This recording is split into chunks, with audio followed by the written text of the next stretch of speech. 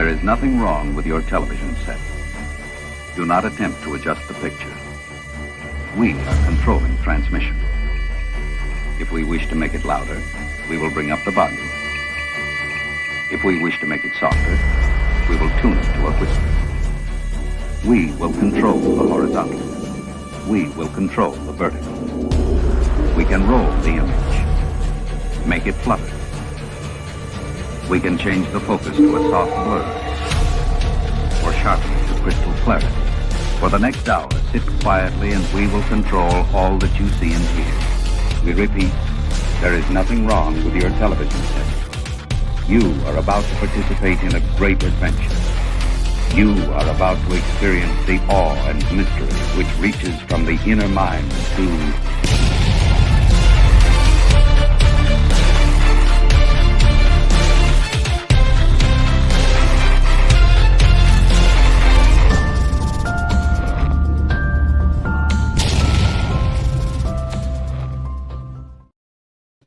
Yes, and we're on with Jarvis's Corner, and tonight, as usual, I have with me Stu Woolley, Tom Journalist 1, and Poppy Power Hours. So let's start with the main man himself, the Tipton Hammer, Mr. Stu Woolley. How are you, my friend?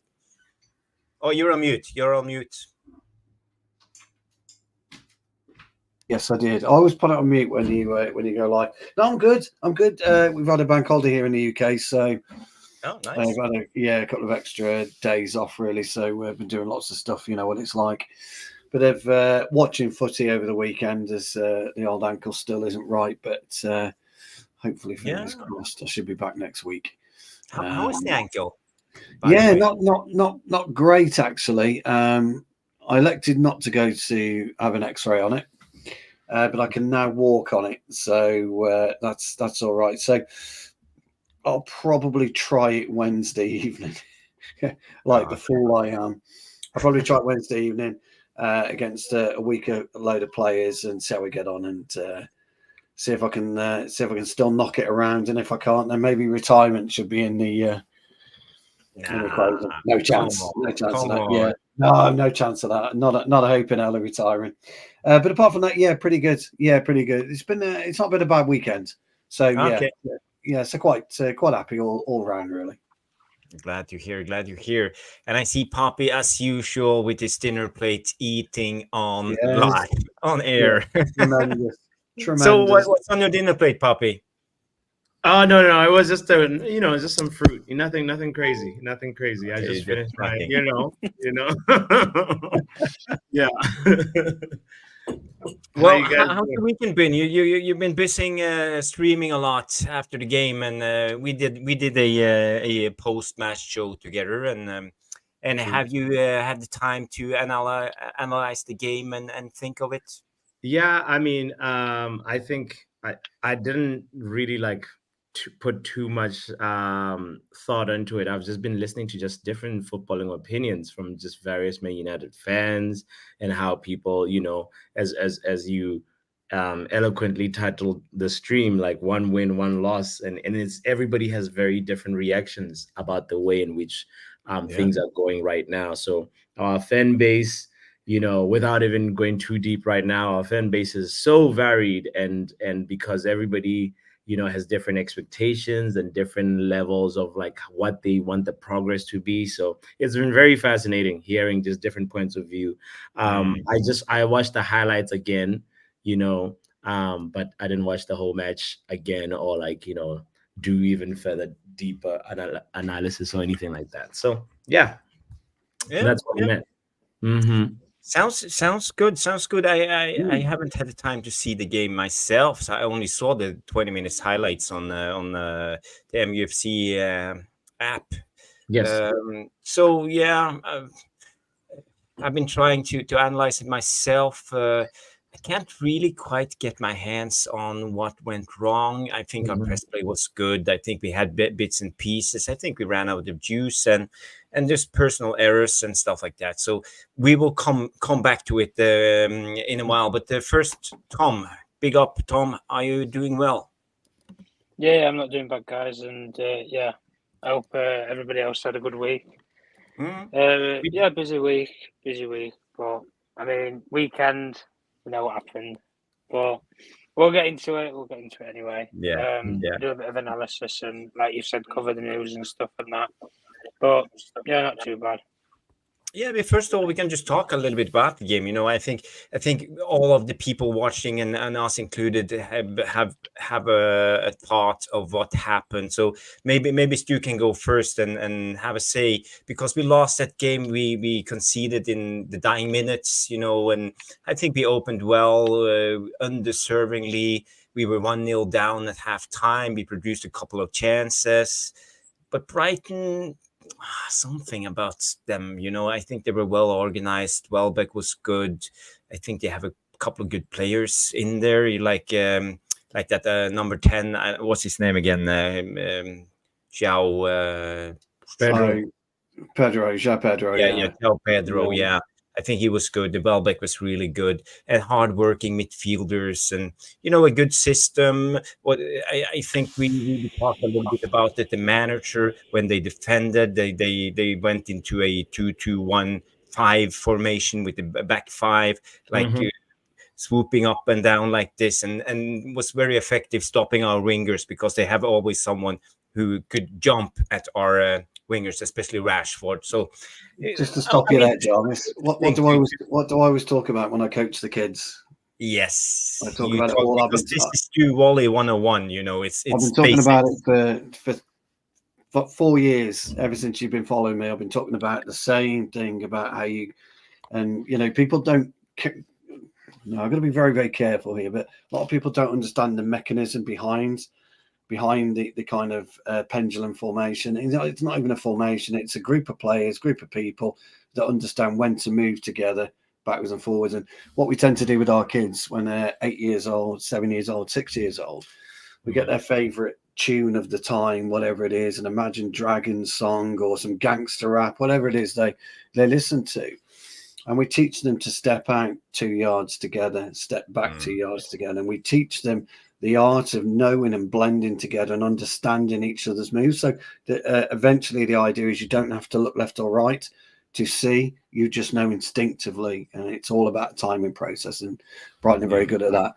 Actually, the game itself, I thought was massively interesting, just from a neutral point of view, as well as a Manchester United fan. And I'd imagine as a Brighton fan, it was quite an interesting game of football, really. And when you look at all the games that happened over the weekend, there were certain patterns you could pretty much tell what was going to happen in each of those games. Apart from our game, you couldn't really tell which way it was going to go, whether the pressing was right, whether it wasn't right. We didn't really zonal press too much. We pressed up against the players, and sometimes when you're playing Brighton, Jarvis, we've spoken about this before, you need to zonal press, and the reason you zonal press is so you don't allow them to spin and run off you like we did on occasions. Minte, for example. Although I thought Dalot played him pretty well, I have to say. I thought he was quite dangerous. He was a bit of a live wire. And the good thing about him in particular was he'd play outside and inside of Dalot. So Dalot was always on the back foot. He was always running backwards. He was never in control of the situation. That's because he's not a natural left back. I'm not really saying he would have done any better against Matoma, because I thought Mazzari pretty much, banished Matoma, really, apart from the cross, for most of the game.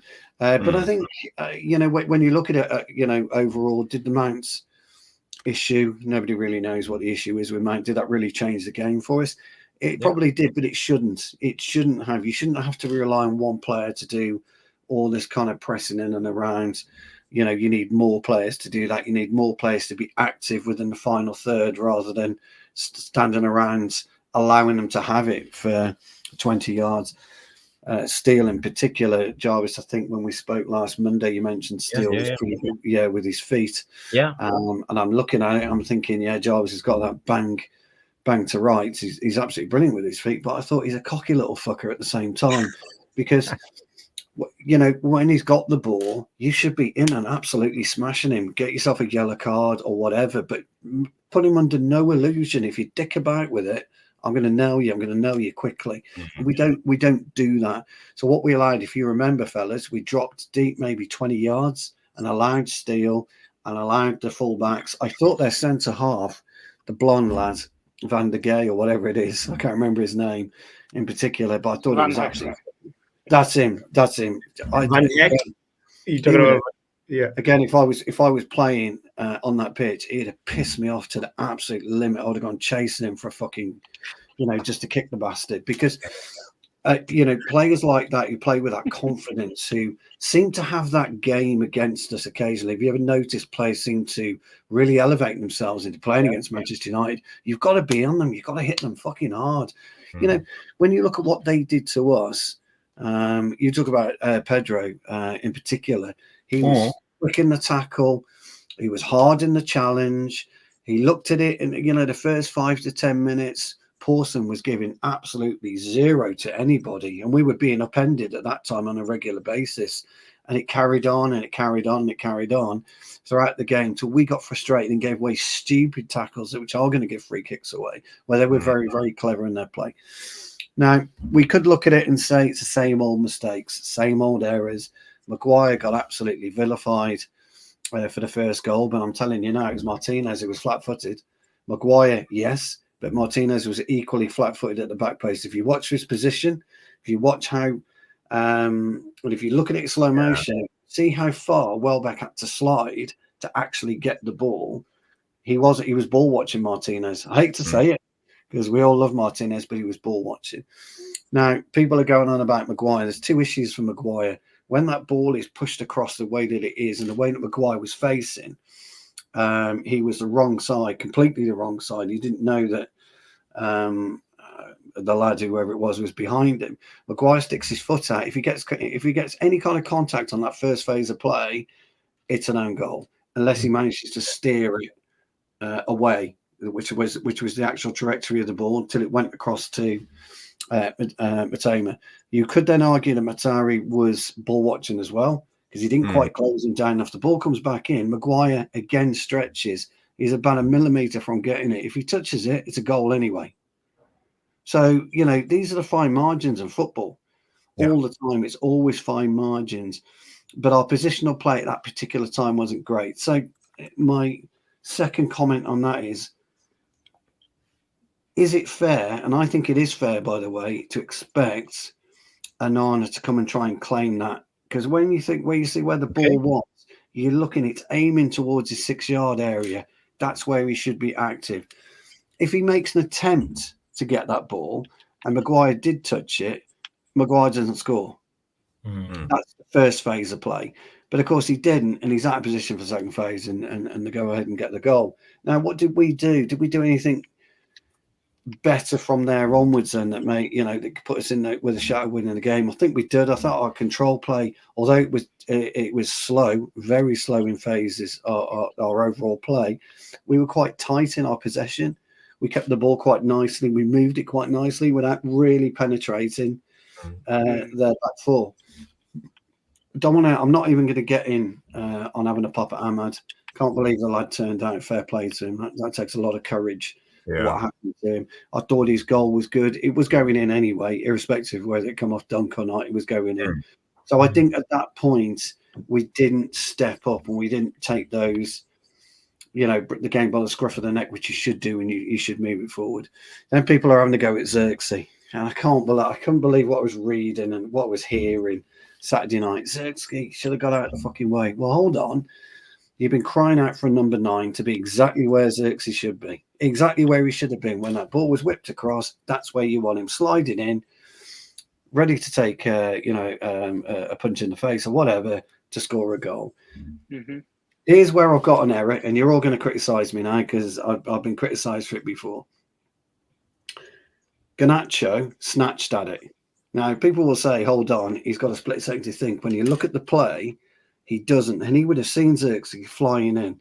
Okay, so what he should have done, and I'm going to say it, and I don't really care, he should have put a bit of backspin on it and tried to lift it over Xerxes. Now, he didn't know, in all fairness to Garnacho, that it was going to hit Xerxes' knee, because Xerxes' momentum took it across, and he was 2 millimeters away, potentially, from scoring a goal, which may or may not have changed the game. But a real cutting edge Erling Haaland type striker, Mo Salah, even Bobby Firmino, which I know Tom's a fan of his qualities, not of his goal scoring, his qualities. Yeah. They would have flipped it. They would have done something. They would have recognised the situation and dealt with it. And that is the difference between elite level football, okay, and not. And whether people like it or not, whether they agree with me or not, that I promise you now, fellas, that is the difference between elite level football. And when you're playing at Manchester United or you're playing at that level, you're playing at one of the greatest club on the planet. You've got to understand the intricacies and the details of football. As I say, a lot of people won't agree with me. They'll say he didn't have a split second to do. Actually, when you look at it, we look at it from Bruno's position as the ball goes over. Look where Steele was. Okay, we're both on side at the time, but look where Steele was. He was behind Xerxes. There was nobody kind of within 3 yards of Garnacho. You've got to deal with it better. And when you think about it, guys, look at his position where he was. He could have curled it nicely, bent it beautifully over Xerxes and into the net. And this is, it's a harsh criticism. It really is. And I've been absolutely, a lot of people I've spoken to, oh, fucking hell, Stu, you fucking, but that's not it. Messi, he would have lifted it over. Players know. And what was telling more than anything, that Xerxes knew what happened. As soon as he hit his knee, he knew. But Garnacho didn't. You've got to understand football. You've got to get I talk about the basics of football all the time. You have to understand all of this. So my point being, Jarvis and Pappy and Tom, after all of this, I actually aren't too bothered. I don't think it's the most disastrous results of all. I hear a lot of people saying we would have taken a draw. What's the difference between a point and 0 points? 1 point. But the physical problem for us moving forward is going to be if we were to lose on Sunday, where our title challenge is gone because it's insurmountable. You're not going to claw 6 points back against Manchester City. You're not clawing the way that Arsenal are playing 6 points back off Arsenal. You're not clawing 5 points back off. 6 points back off Liverpool. Sorry, I was counting us with a point then. And you've got to this early in the season, you've got to look at it and you've got to understand where you are already. So then you start deciding and you start playing differently. So, sorry, I've gone on so long, Jarvis, but I didn't see the game as the same as everybody. A lot of people have. No, I listen to. Yeah, but we all see the game differently, and I respect that, Stu. And I think personally, I think you're a little bit harsh on Garnacho, but I thought the same. Everybody does. He should have done better, but I can't actually blame him because everything happens so fast. He's running in full speed, going against goal, and you played football yourself. Sometimes you only have a split of a second and you only react. You can't think it through. Everybody does think I'm harsh on Garnacho, and I get it, and I do, and I knew people would say it when I was discussing it. But I looked at it 2 or 3 times, and the telling part is it's not the initial viewpoint of the camera. The telling part is the cross. When they showed the cross from Bruno's angle, that's the real key element. That's the telling part, and at almost level. Garnacho and Xerxes are almost level. Now you could argue he didn't quite. There you go. Look, they're level. See, so when the cross comes in, Xerxes could have done 1 or 2 things. He could have stayed, could have stopped, and he could have left it for Garnacho. Was there any communication? God only knows. But as you play it on, he takes Steele out completely. Xerxes goes sliding in. My point is, look how much space Garnacho's got, and that's my key point here. When he goes to 6 yards line, I think he scores about here, doesn't he?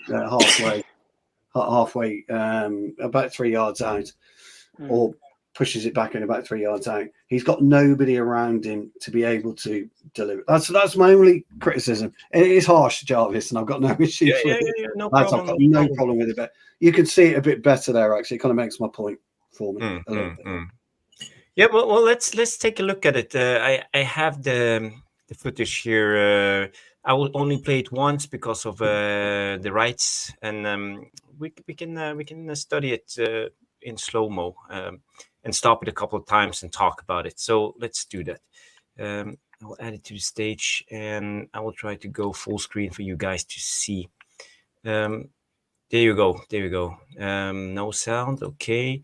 And we have to stop a couple of times. There you see Ahmad coming, and you have Xerxes and Garnacho in the middle, and Bruno comes with his overlap here. So you see Brighton only have 3 defenders. We are coming 4 against 3. So we have a huge opportunity right now. Bruno's overlap. And now you see, look at the space. Now you see the space. Yeah. And the cross from Bruno, I think it was a little bit too hard. A bit off, too hard. It's too but hard. Is he aiming for Xerxes or is he aiming for Garnacho? He's aiming for Xerxes, 100%. Poppy? See, yeah. I think he's aiming for either, because like down the same passing lane, it's just a matter of like how much power he puts in the pass. And honestly, the better option is to go for Garnacho because there's somebody right next to Xerxes. Like, I think for what Stu is saying is just like, it's not just harsh, it's really extremely harsh.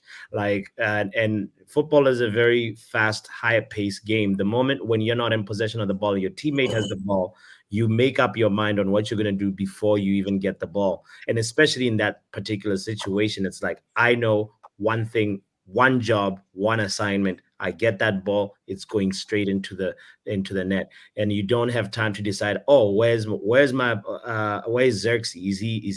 Is his knee up? Is it that stuff is like retrospect?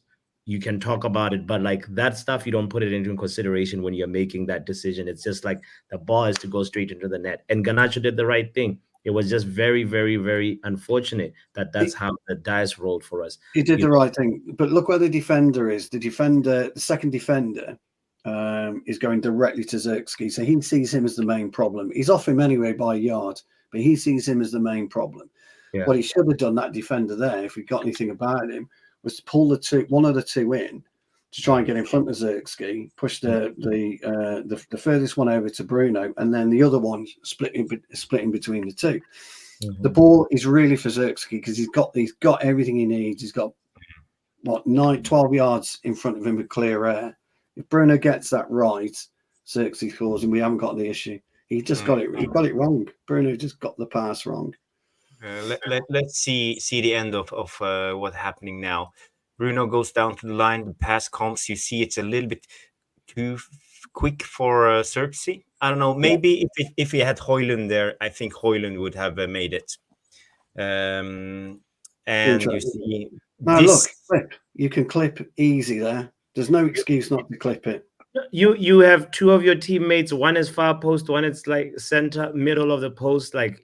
You literally say it's your choice. Xerxes, you can do a dummy if you want. Like the fact that he just sort of just like, didn't put a lot of power in that pass, it just makes me feel like he was actually allowing Xerxes to do what he wants to do with it, right? And then that ball just sort of, Xerxes was just not fast enough, or just not in the like he just wasn't in the right position to connect with it. And at that moment, it's even like it's just a very, very, very, very thin margin right now about who that pass is for. And at the end of the day, he knew this is a goal.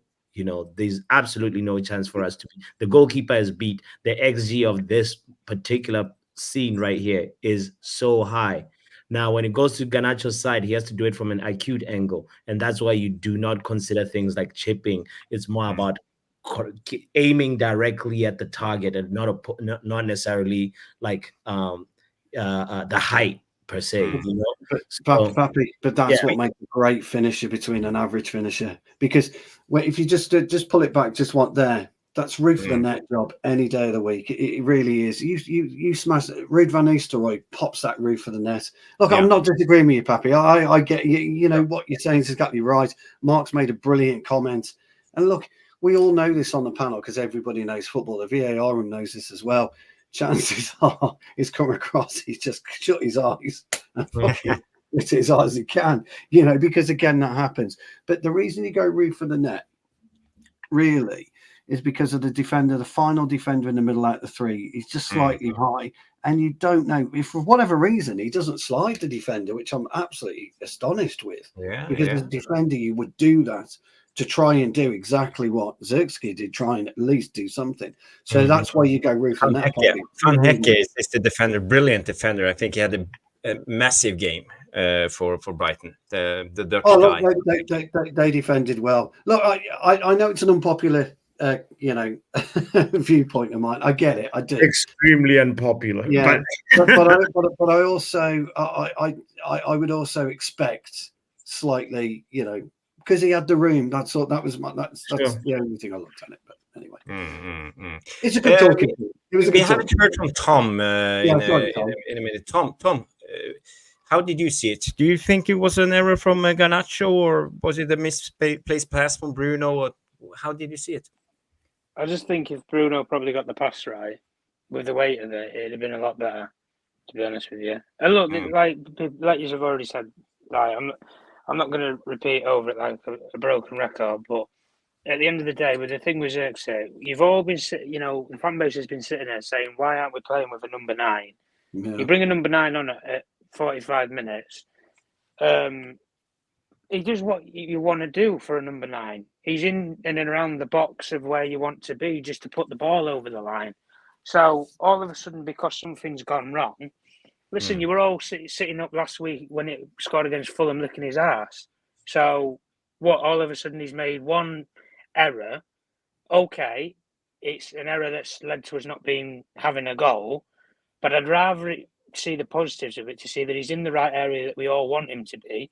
When for, I don't know, 4 or 5 years, guys, we've been sat here saying, why do we never have somebody who follows the ball into the goal? Yep. Why do we never do that? But we do have that player. You've just seen the blueprint for it. Okay, it's cost you a goal. But the only thing I'm going to say, guys, is that one error, when I characterise that for probably the rest of this season, will probably mean that he's going to score 3 or 4 goals like that. But the difference is he will be onside for those goals when he's in that area to tap the ball in. That's the thing that I'm looking at as the positive for this. And those 3 or 4 goals, guys, will make up the points that you just lost against Brighton. So I'm not so much worried about the error that he's made in that regard. Listen, he's in the right area. What do you want from him? At the end of the day, Garnacho, okay, played it across goal, got the goal, fair enough. Bruno, sorry to interrupt you, but I think I've seen this before. We had a Dutch striker called Wout Weghorst, and he was always late on the crosses, always. He never were in time when it comes to being in front of goal when the crosses came. Do you think we have the same problem with this Dutch striker? No. I don't personally think so, no. Because I think Xerxes is more of a footballer than Weghorst was. That's the thing that I would say. But this goes down to pace, pace into the box. Of course it comes down to pace, Jarvis. But listen, you can have, record speed in football. If you don't know where to be at the right time, there's no point in having that quick pace. Yeah, you might be able to get there or get in and around the area, but if you're not in the pinpoint area where the ball's going to be, it's pointless having pace. It's as simple as that. There's a player who we're going to discuss about tonight. Dan James. Dan James is one of those players. But another player that I was just going to say about was Sterling. Sterling at City, he was always that player who got in and around that 18-yard box, with Pep. And he used Pep. And I think at one point, he was one of the most highly rated wingers in Europe. He was on all the top listings for goal contributions, passes, goals within the 18-yard box. I think it was in Pep's first or second season, if I'm not mistaken. He was on the top listings for all the top leagues in Europe for it.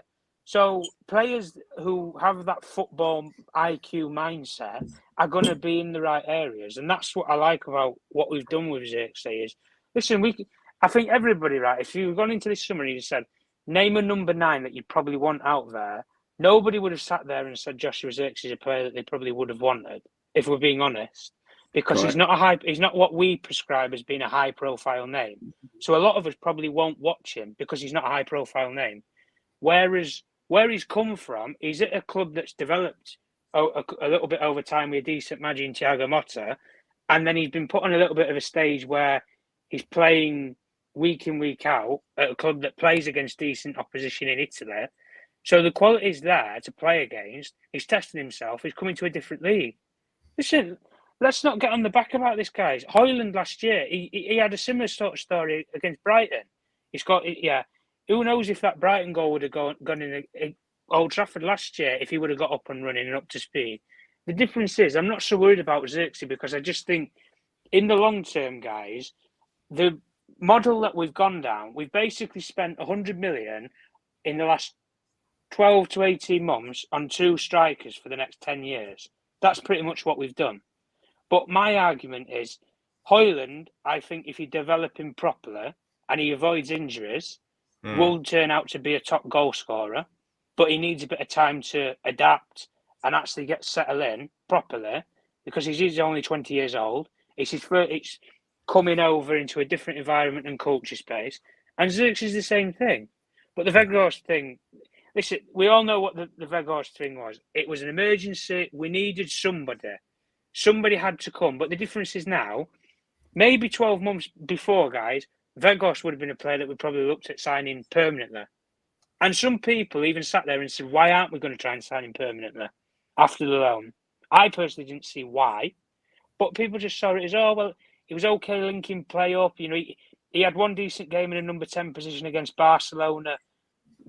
What does that matter? It's one game. And that's all that I'm saying with this with Xerxes, guys. It's one game.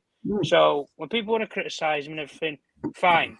Criticise him when he does stuff like this week in, week out. But he's not going to do things week in, week out like this.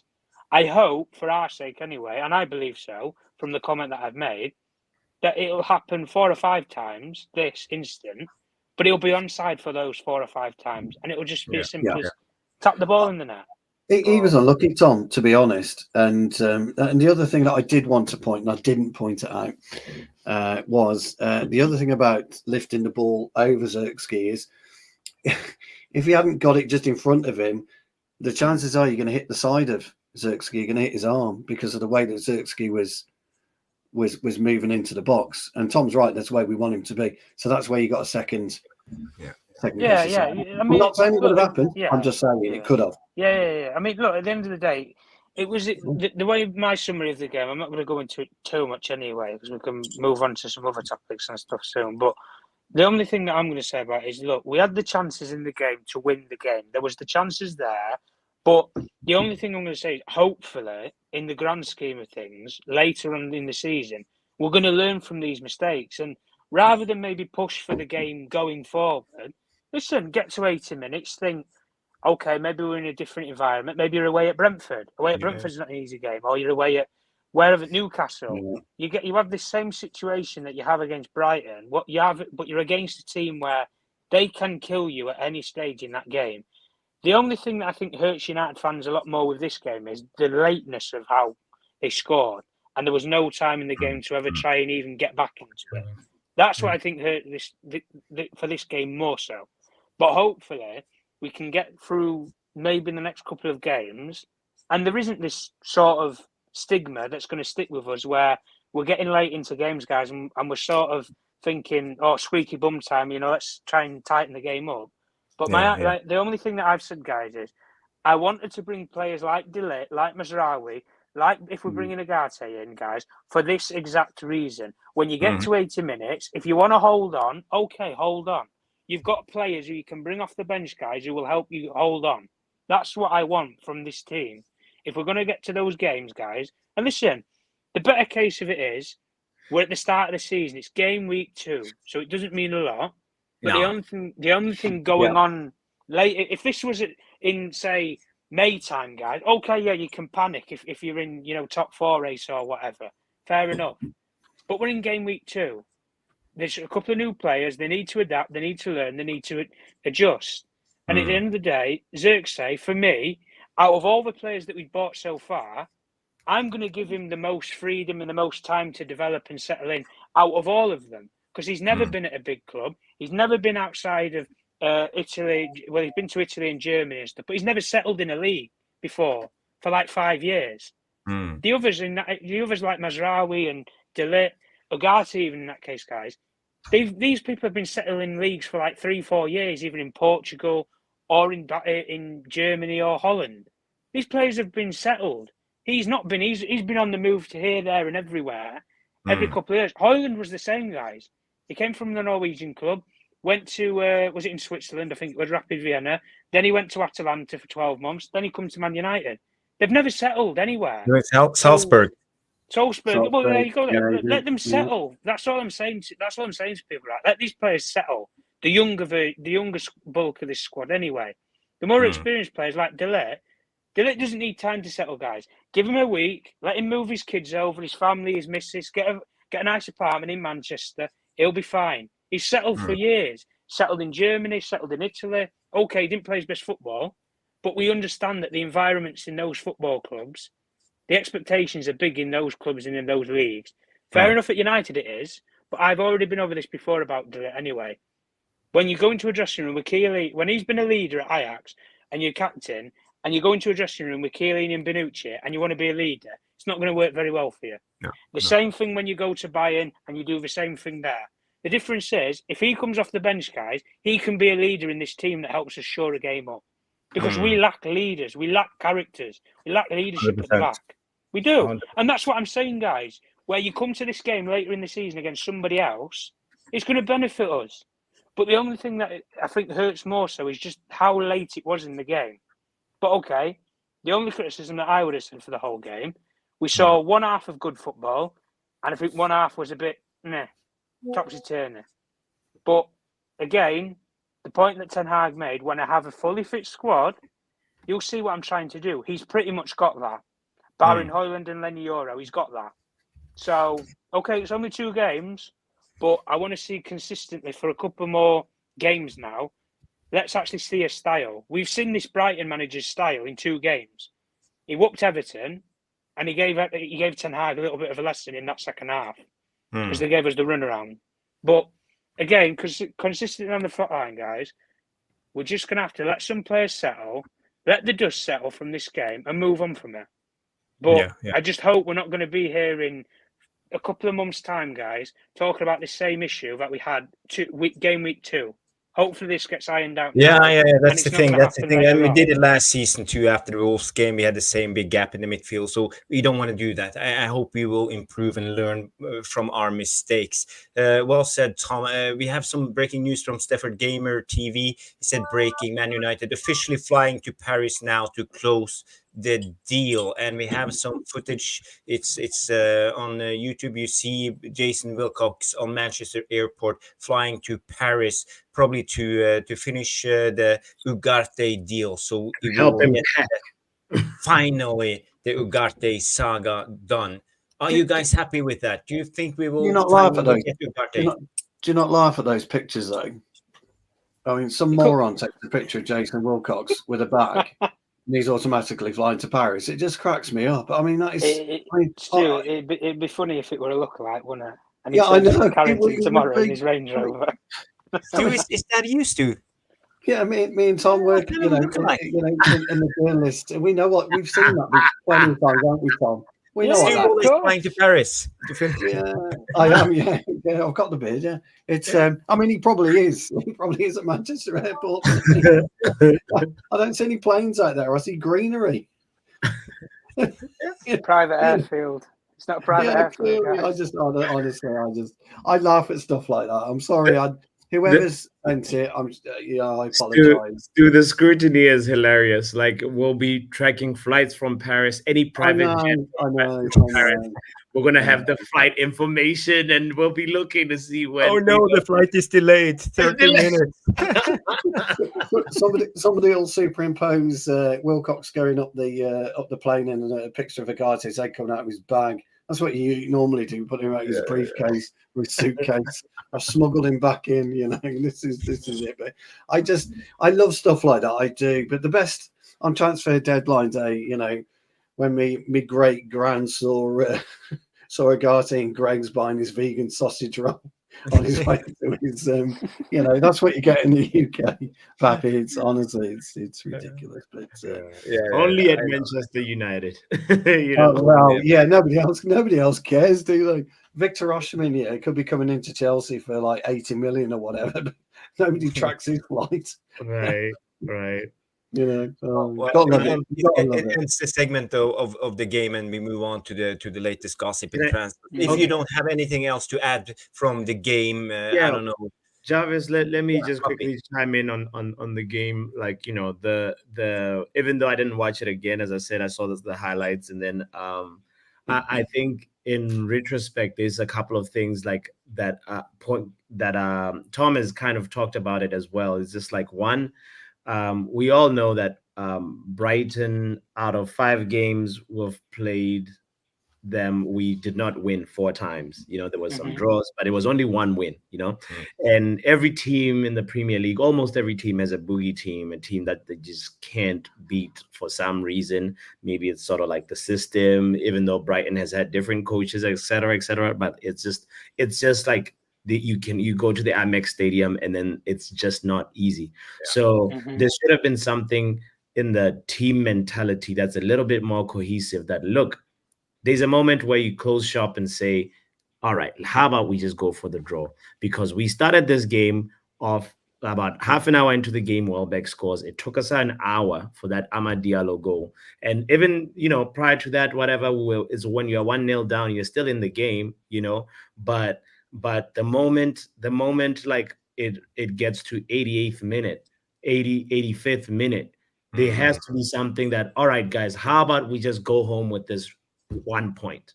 If we can get to that moment where the team synchronizes and sort of says, it shows some harmony, some cohesion, that, we're not going to be trying and win this game by the last minute type of thing. Because for me, this game sort of was giving a little bit of Chelsea. You remember Chelsea last season where at a time, like, Chelsea end up winning the game, and it's because, like, I don't know if it was Dallo who was also bombing forward. There was somebody. Our team was a little bit disjointed. Some people really wanted to go for the goal, but there's a moment where you just close shop and say 1 point is okay. It's enough. It's the Amex Stadium, and then you take it from there, But the second thing I want to mention is the fact that what really, really, really changes this game is just like very thin margins, and it was just schoolboy defending. Our box defending on both occasions was just bad. It was just really, really amateurish, and while you can take away the fact that we had a good performance in general, or like just below good performance, in general, but like those 2 moments were just so critical, because you need to keep the concentration level all the way sharp up until the final whistle. We had just made a couple of substitutions. McTominay was one of the fresher players on the pitch, and McTominay was also the closest person to the guy who scored, Pedro, right? And for that reason, like, I remember after the game, I was a little bit like animated, saying, "Where was Dallo? That's the left back position." But actually, we were in a set piece defending. The opposition tries to move you around in a set piece situation. Even if you're a left back, sometimes you can be asked to cover an area that's on a right back, and then it was a zonal defense. We had 4 or 5 guys zonal and 5 tracking. So it's a setup. It's exactly. So you got to take care of the zone that you have been assigned to do. So somebody clearly was not looking at the danger, looking at the zone that they have been assigned. We call it ball watching. You can't tell it. You can't tell me. Try to learn the kids not. Okay, pay attention. Don't just follow the ball. Yeah, it's not like nobody said, "Hey, don't forget about."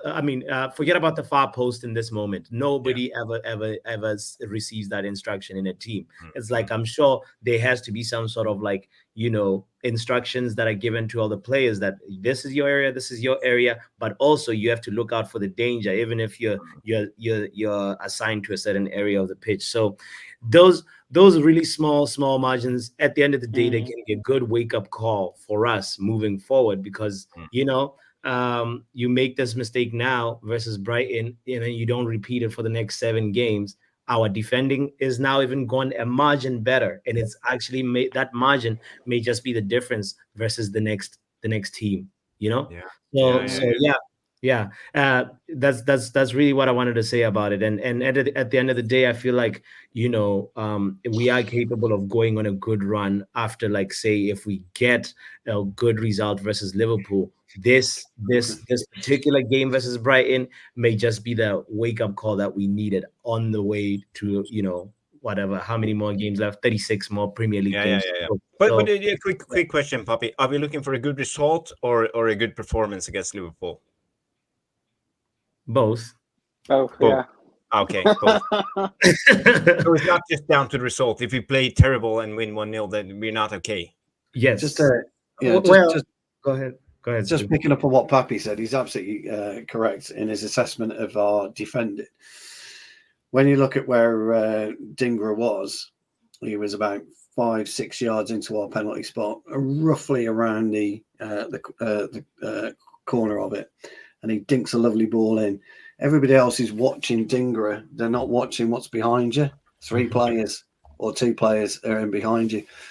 What's criminal about that is you always defend the front and the near with one extra man, because it's far more difficult to actually score a header from the centre because you've got to direct the header. Whereas when you're at the front post or the near or the far post, as the ball came in, it was basically a case of just heading it back where the ball came from and getting a bit on target. So that was our main issue on there. And unfortunately, I hate to say it, and I'm going to get stamped on again, but our good old mate Delict was ball watching. Our good old mate, he was ball watching. Delict was. I'm sorry. I don't mean to say it, but anyway, it doesn't matter if we win Sunday. You're right. Nobody's gonna care about what happens against Brighton, because we're kind of like back in the mix, aren't we? So we're one of those. But I just thought I mentioned, Pappy, you were spot on there, because that is you do have to defend the front and the near post for that particular reason, so you can stop the diagonal ball coming in. Yeah. Well, there you go. 3. That's not even defending the back post. There you go. So anyway, how many do we have? 1, 2, 3, 4, 5, 6, 7 guys in the box. Everybody's watching the ball. Nobody's looking behind them, and they're all ball watching. They're all 7 versus 3. So the guy who actually scored and who's got highlights in his hair, Trev, you're absolutely right. He's like got his hand up. He's thinking, just dink it over, mate.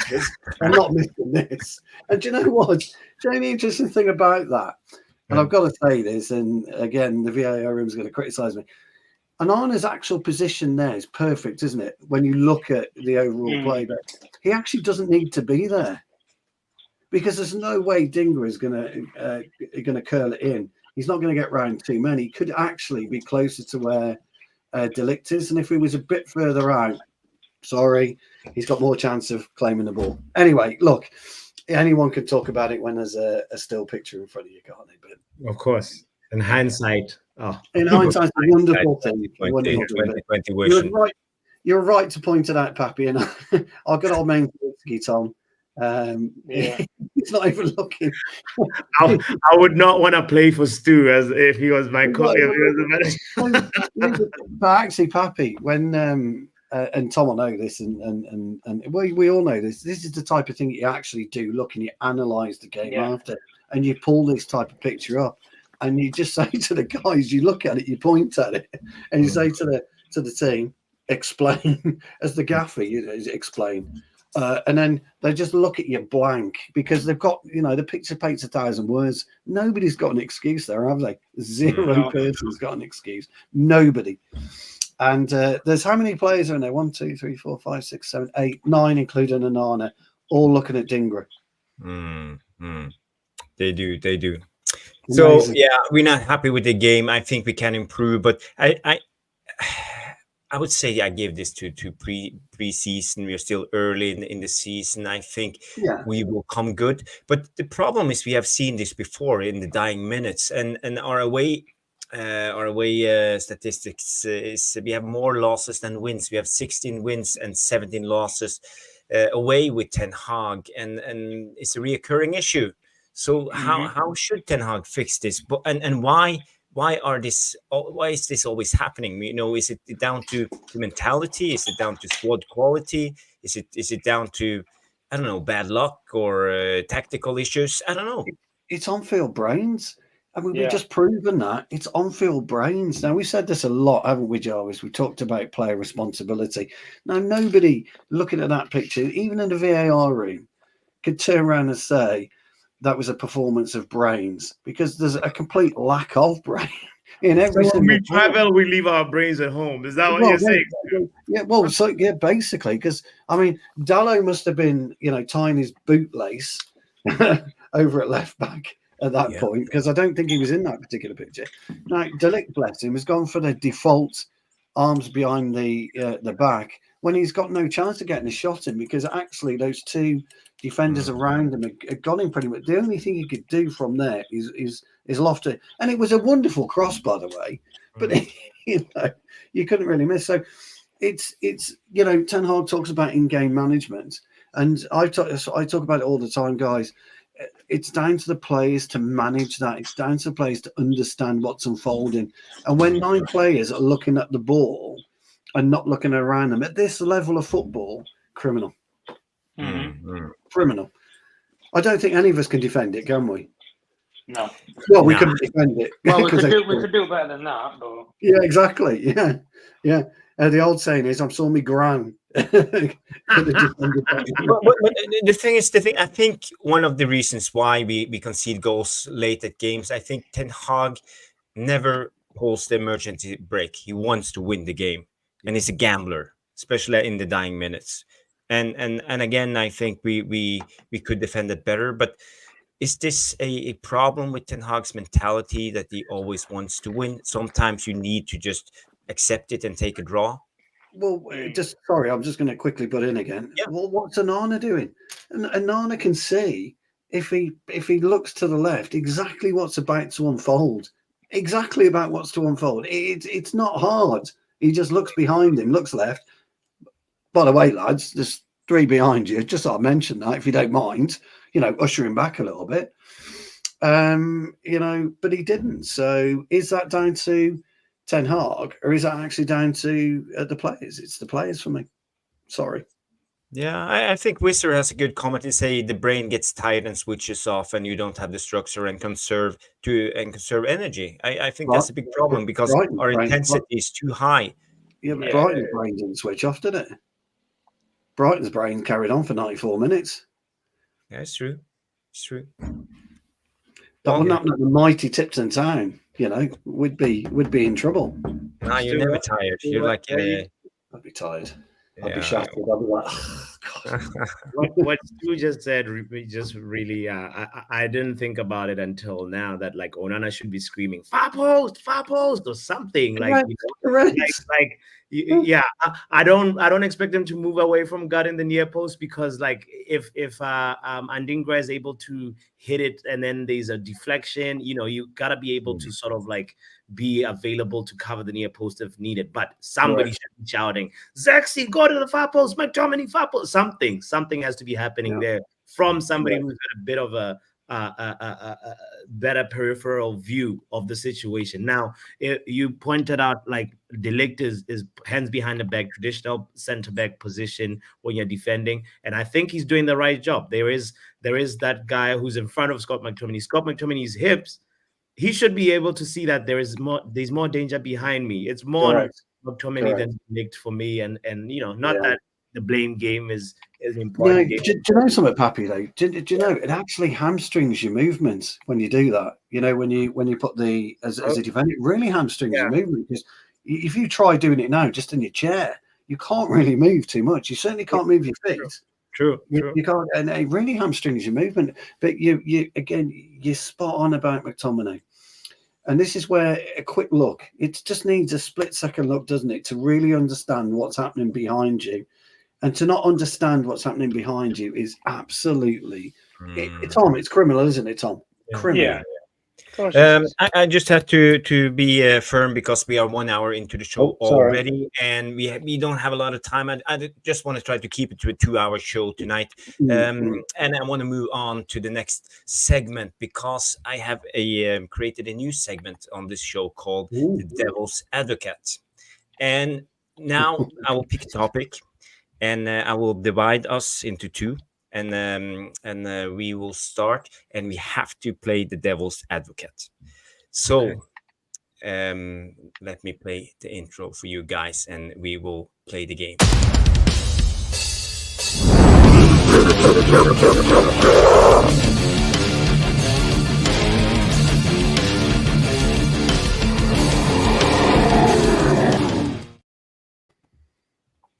Devil's advocate. Mick just put this through in 10 minutes right before the show. So thank you, Mick.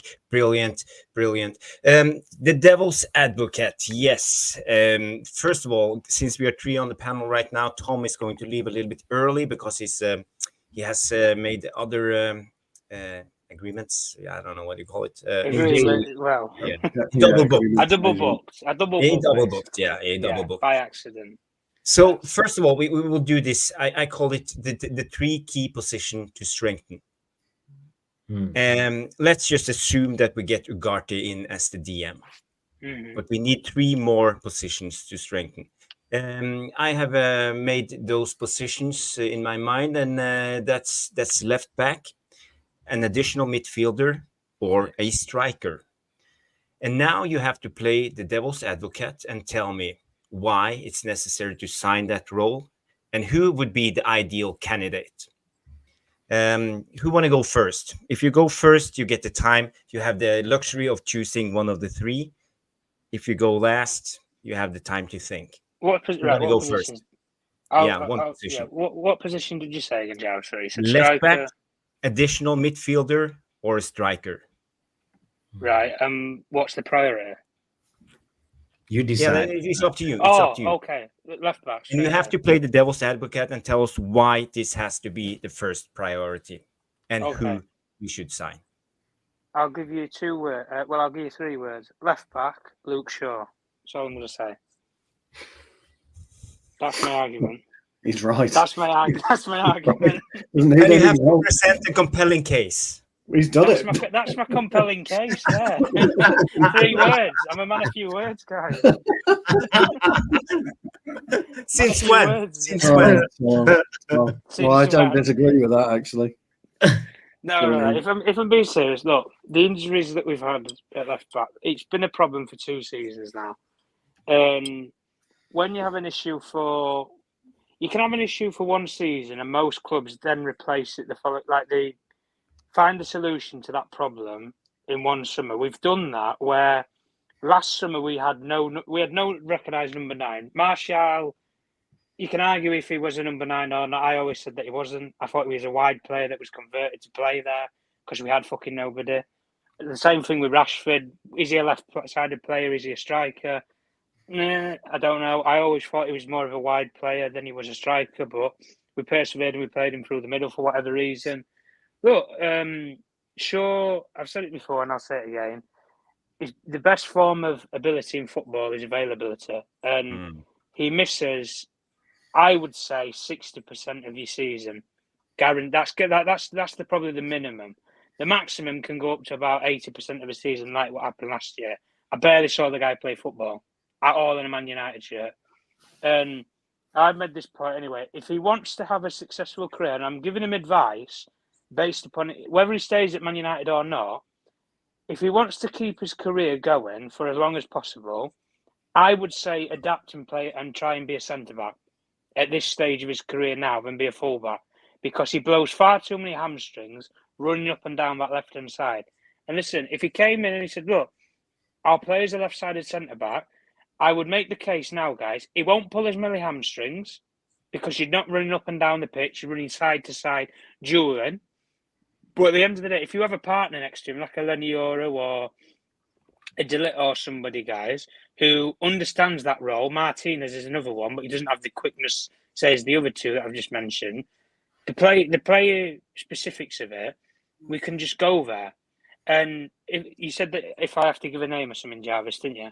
If I had to give a name. Yeah, if I had to give a name, I'm not going to do this like where people go off on one and they'll say, Alphonso Davies or something like that. I'm going to go a little bit more left field. And I would say something like Rico Henry at Brighton. I like Rico Henry at Brighton. He's 20, I think he was 23 last year. He's 24 now. He was very unlucky last year, to be fair to him. He had a bit of a long layover from an injury. Basically, he had a minor injury, which was I think it was supposed to be over 2 weeks. He then aggravated it back when he did rehabilitation, trying to prepare for pre-season, and then he missed I think he missed 6 months of the whole entire season. But it was an aggravation to the injury. He's had surgery since. And so far from what medical tests say and everything and that, he's got a clean bill of health to play and he should be fully fit for the whole season. So it's a minor injury, aggravated it, had a bit of surgery, and he's fully fixed and on the mend now. There's no concerns of having a reconcern or that he might have this recurring issue later on in the line. But no, I would have said left back's probably more priority out of everything. Okay, well put. That's my advocate instead of 3 words. Tom's devil's advocate. Who want to go second? I'll give Pappy the honours. Sure. Even though I agree with Tom, I'll play devil's advocate. No, it's devil's advocate. You have to play the role. Play the role. I'll play the role. I can't believe Tom's gone with a left back. What's going on? Come on, Tom. I'm gonna say, Tom, listen. We are really, even though we think that we're good up front, we need a striker. We need somebody to just put the chances in. Like right now, Xerxes, what do we do if Xerxes gets injured? We're in real big trouble. We just got rid of Scott McTominay, who probably would be an additional body to be able to play as a second striker. But I really feel like if we go in, we're not fully stacked. I'm sorry, this Tom laughing maybe. What, Tom? No, the fact of how you're trying to shop this and wing this. You don't even believe your own words, fella. Do I sound like I believe my own words? You don't even believe it. It's the devil's advocate. No, honestly think about it this way. Okay, so if Victor, like, I'm thinking about Victor Gyökeres. That's like one striker. Oh, yeah. That's because we need. So one of the things that I noticed versus Brighton was the fact that like the I think even Jarvis alluded to this. The focal point up front. I'm remembering this phase of play where we went long ball. Rashford, his instinct is to just flick the ball forward. With the header, he won the header, and he's just like flick the ball forward, and there was nobody pushing the opposition center backs. So I don't know if right now Højlund, obviously, if he was playing, he probably would have been closer to the center backs than who was. Yeah, then you know what I mean. So we need like another striker in there. And there's people that say, "Oh, we have enough strikers," but at the end of the day, like even traditionally, Sir Alex Ferguson used to would have a quality striker that somebody would just say, "Oh, this person should have started," because they are actually they're like like a presence up front, a target man. Yeah, you want the focal point. Someone a focal point that can pin opposition center backs back and create more space for your other your 8s to come into, or in number 10 to go into. So I really like the profile of Victor Gyökeres. I think his link up play is nice. You can tell he's also like robust, and somebody like that is what I'd advocate for. Okay. Well, what are you two talking about? Clearly, we need a midfielder, a deep-lying midfielder. I mean, clearly, we need that. And I would like to delve back into my bag of tricks, because my profile of play has never really changed too much. The height has, but I would have taken Marcel Brozovic 5 years ago all day long. With the way that he played, he would fit into our current team brilliantly. And we're looking for that type of player. And of course, the player that would have stepped into the breach had we not lost our nuts would have been my good old mate Polinia. I knew that was coming out. Tom knew all this was coming out. Yeah, we all knew it was coming out. VAR knew it was coming out. Yeah. But of course, he decided to go and play for our good old mates over at Bayern Munich, which, was 12 months too long in coming. So let's be clear and let's be really honest now with everybody. None of us would have gone banging for ugarte to come in 12 months ago. Let's be fair. I think we've all got to be honest about that, because I particularly, well, you might have been, Pappy, but I particularly wasn't. He didn't strike me as our type of player. I liked at the time Moises Caicedo, as we all know. Tchouaméni could have played in and around as a 6. Camavinga. We know the types of players that we liked. big, tall, rangy, good with the ball, could play it out. But they've got nothing to Ugarte. What I've seen about Ugarte, and a real telling thing about him for me, and this is where the kind of Brozovic links come in a little bit, and the Polina links come in a little bit. He's got the ability to win a tackle, win a header, and move the ball. I'm not saying he's with any great pace, but with stride. Pappy mentioned stride a couple of weeks ago. Yeah. And I applauded you on that, because you're absolutely right. People don't understand stride. They talk about pace, they don't get stride. And stride is better than pace sometimes, the way that he's able to move the ball. But with that added option, and little Brozovic did exactly the same, and Polina could do it. He could step into centre half to cover an onward moving centre half like Lenny Yoro, for example. So you've got that. So if Yoro was to come out with the ball, Ugarte could step in and hold that position for him. Not particularly play centre half, but knows enough to be able to play and hold it until Yoro gets himself back. Yeah. And that's a key element to playing centre half. We don't necessarily have that. And we don't necessarily, I don't think we've had that at all. Even Roy Keane never used to be able to do that. He would be our destroyer. So if Ugarte offers us that, and he could be a little bit quicker in his play than our good old friend Casemiro, but I'm not saying Casemiro has had a particularly bad start to the season, because I think he's had a pretty decent start to the season. I think if we were to lose Casemiro now, we're in problems. We've got big problems.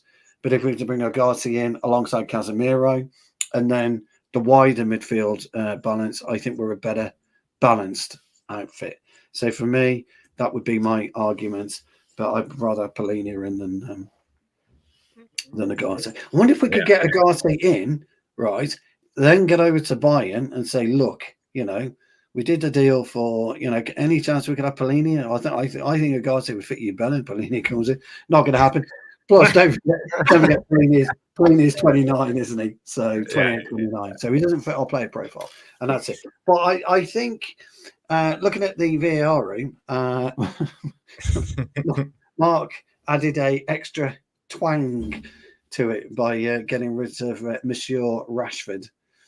Yes. I saw that comment too. That was a good comment. I will try to find. Oh well, I can't. Yes. There's so many comments I can't even find. So yeah, he isn't flawless. It's a good question. It's a good point, actually. You're right. He isn't flawless, but Blitz, it's fair to say we've not seen him play in English games, so it's fair to say that we don't 100% know his game. Just what we've seen and what we, as soon as we were linked with him, everybody's eyes on the Copa America. Pappy saw more of the Copa America than everybody, but we were all glued to that, and we were looking to see how he did, and he was tremendous in his execution of most games that I saw, even when I was pissed up in Barcelona. He was absolutely brilliant. And Riot B comes in with a follow-up question on the midfield. What if Casemiro gets injured? Then that was my I covered that. That was my my part of Devil's Advocate. So yes, we're not done with Devil's Advocate yet, Stu. I have one more topic before. I won that clearly. I won that argument. No. That's the part of the game where we poke holes in the argument. Let's start with you. No. Listen. No, you're talking about stride. You're talking about listen. Kobe Mainoo is a better strider than say for example during the Brighton game, it really appeared to me like, wow, Kobe Mainoo is such an important tool in terms of evading the opposition's press. The way he's just able to do it in just a quick little decision of a small little. Thank you, Brendan. Thank you. Brendan. Who won the Devil's Advocate? Bloody hell, Tom. But listen, I heard, I what I liked about if we get Ugarte, bring Kobe Mainoo closer to Ugarte, then maybe that also just would mean that Bruno is the only advanced midfielder, and that also tweaks Ten Hag's whole system, But I just feel like Kobe is so young. We can mold that skill set that he has. Oh, Dev, shut up. We can move the skill set that Kobe Mano has, because like it's such an important small little detail that like two players try and press him. It's really hard to get the ball off of him. So I thought you were right there, Pappy. Do you think he got tired about 70 minutes in, Mano? It's just a genuine question. It's just a question. He's got the fatigue. He's got the Euros fatigue now, and also I don't know if you guys also realize even though Garnacho did not play as much in the Copa, like these guys didn't really have a proper break. You know, it's true. Yeah, we have to manage that minutes. The young. You know. Anyway, let's talk. I would say it's pretty even. You know, it's pretty even, and you all got a vote from the VAR room, our beloved VAR room. But I have one more controversial topic before we end the devil's advocate, and it's very easy. I will just show you a picture, and you will figure it out. We have this guy or this guy. It's Sterling or Jadon Sancho. So you guys, you have to make a case for who do you want to be our future Man United winger, and how they will affect our team and be the best signing out of those two guys. And you have to really stick to in their corner and bring out their best attributes and what they can contribute to our club. Who goes first? Is Tom still with us, or Tom? Are you here? Oh, he's probably no. Okay, so it's between you two guys. Go on, I'll go first on this one. Time for a sub. Okay, go ahead. Who have you got who did you want to make an argument for? No, you pick a player and stick with it. There's no time to be nice. My argument is going to be, and it won't surprise you, but what it might do, it's going to be for Raheem Sterling. Now, first and foremost, let me be clear about this. Let me be very, very clear to the VAR room and everyone who's listening. I'm not a huge fan of Raheem Sterling, but if you look at output over the last 3 years, Sterling over Sancho, they're not in the same bracket. They're just not in the same bracket. Good old Sancho decided to, he had his problems, and fair play to Ten Hag. I thought he dealt with it very well with that initial 3-month period where he gave him time off to reflect or have his mental health problems. And we've all got issues on a personal level, and we forget that actually a lot of the time when it comes to footballers. We don't feel they have a life outside the pitch that we could kind of resonate with, so we don't kind of understand the pressures that they have with family and certain things. But if you're looking at output, and I think you should only measure a footballer when you're talking about other footballers on output, he's nowhere to be seen, Sancho, and that is his problem. That was his problem. So what would Raheem Sterling bring to you, apart from a dainty, fairy kind of running style that he has? He is very, very quick. He's sharp-minded. He can beat a player. He will offer the team, whether they like it or not, he'll offer them pace. He'll offer a real pressing, and he'll press right across the front three, which he will do. But he won't score that many goals. So but at this point in time, and I know Pappy, will have his say, but you're not replacing like for like in goals either, because Sancho hasn't got a goal output in him. So actually, you're probably replacing someone who's not limited in his ability, because I think actually Sancho's a better all-round footballer than Sterling. Yeah. But he's not produced it. Poking holes in your own argument, but keep going. No, I'm not, because you know as well as I do, Pappy. You advocate for Sterling. I know I'm struggling. Okay, I'm not going to mention Sancho again. Sterling, right? He'll score us 25 goals guaranteed. No, he won't. I just think what he will do, he will offer us this energy that we don't have. And if you were to, at the Brighton game, if you were to bring him on alongside Garnacho, and we got energy on both wings, it could have been a completely different game. He has finished I don't think he's the player that he was at City. But at the end of the day, he's got to go somewhere. You go to Crystal Palace and absolutely rip it up for them. Louis Zaha style. He could go to Bournemouth and rip it up for them, and replace the goals that Solanke popped away 19 last season. He might come up with, but if he comes up with 4 or 5, 6, 7, even 8 goals, that's 8 goals more that we didn't have last season. We finished on a negative, everybody, if you remember. It's 8 goals more, I feel, than Sancho is likely to deliver. I just want to give you another addition. We have seen Sterling being actually a system player under Pep. And he performed under Pep. He had more of a freedom playing at Chelsea, and it never worked. So I think actually you are right, Stu. Not only the devil's advocate, but I think he will work in the system, in a set 100%. System. He will. People don't like him, and I get it. I see it, and I understand it. And let's be honest, Jarvis and Pappy, let's be honest, fellas, he wouldn't be anybody's choice. Let's be clear. But he is. Don't undermine the devil's advocate. No. I get what you're saying.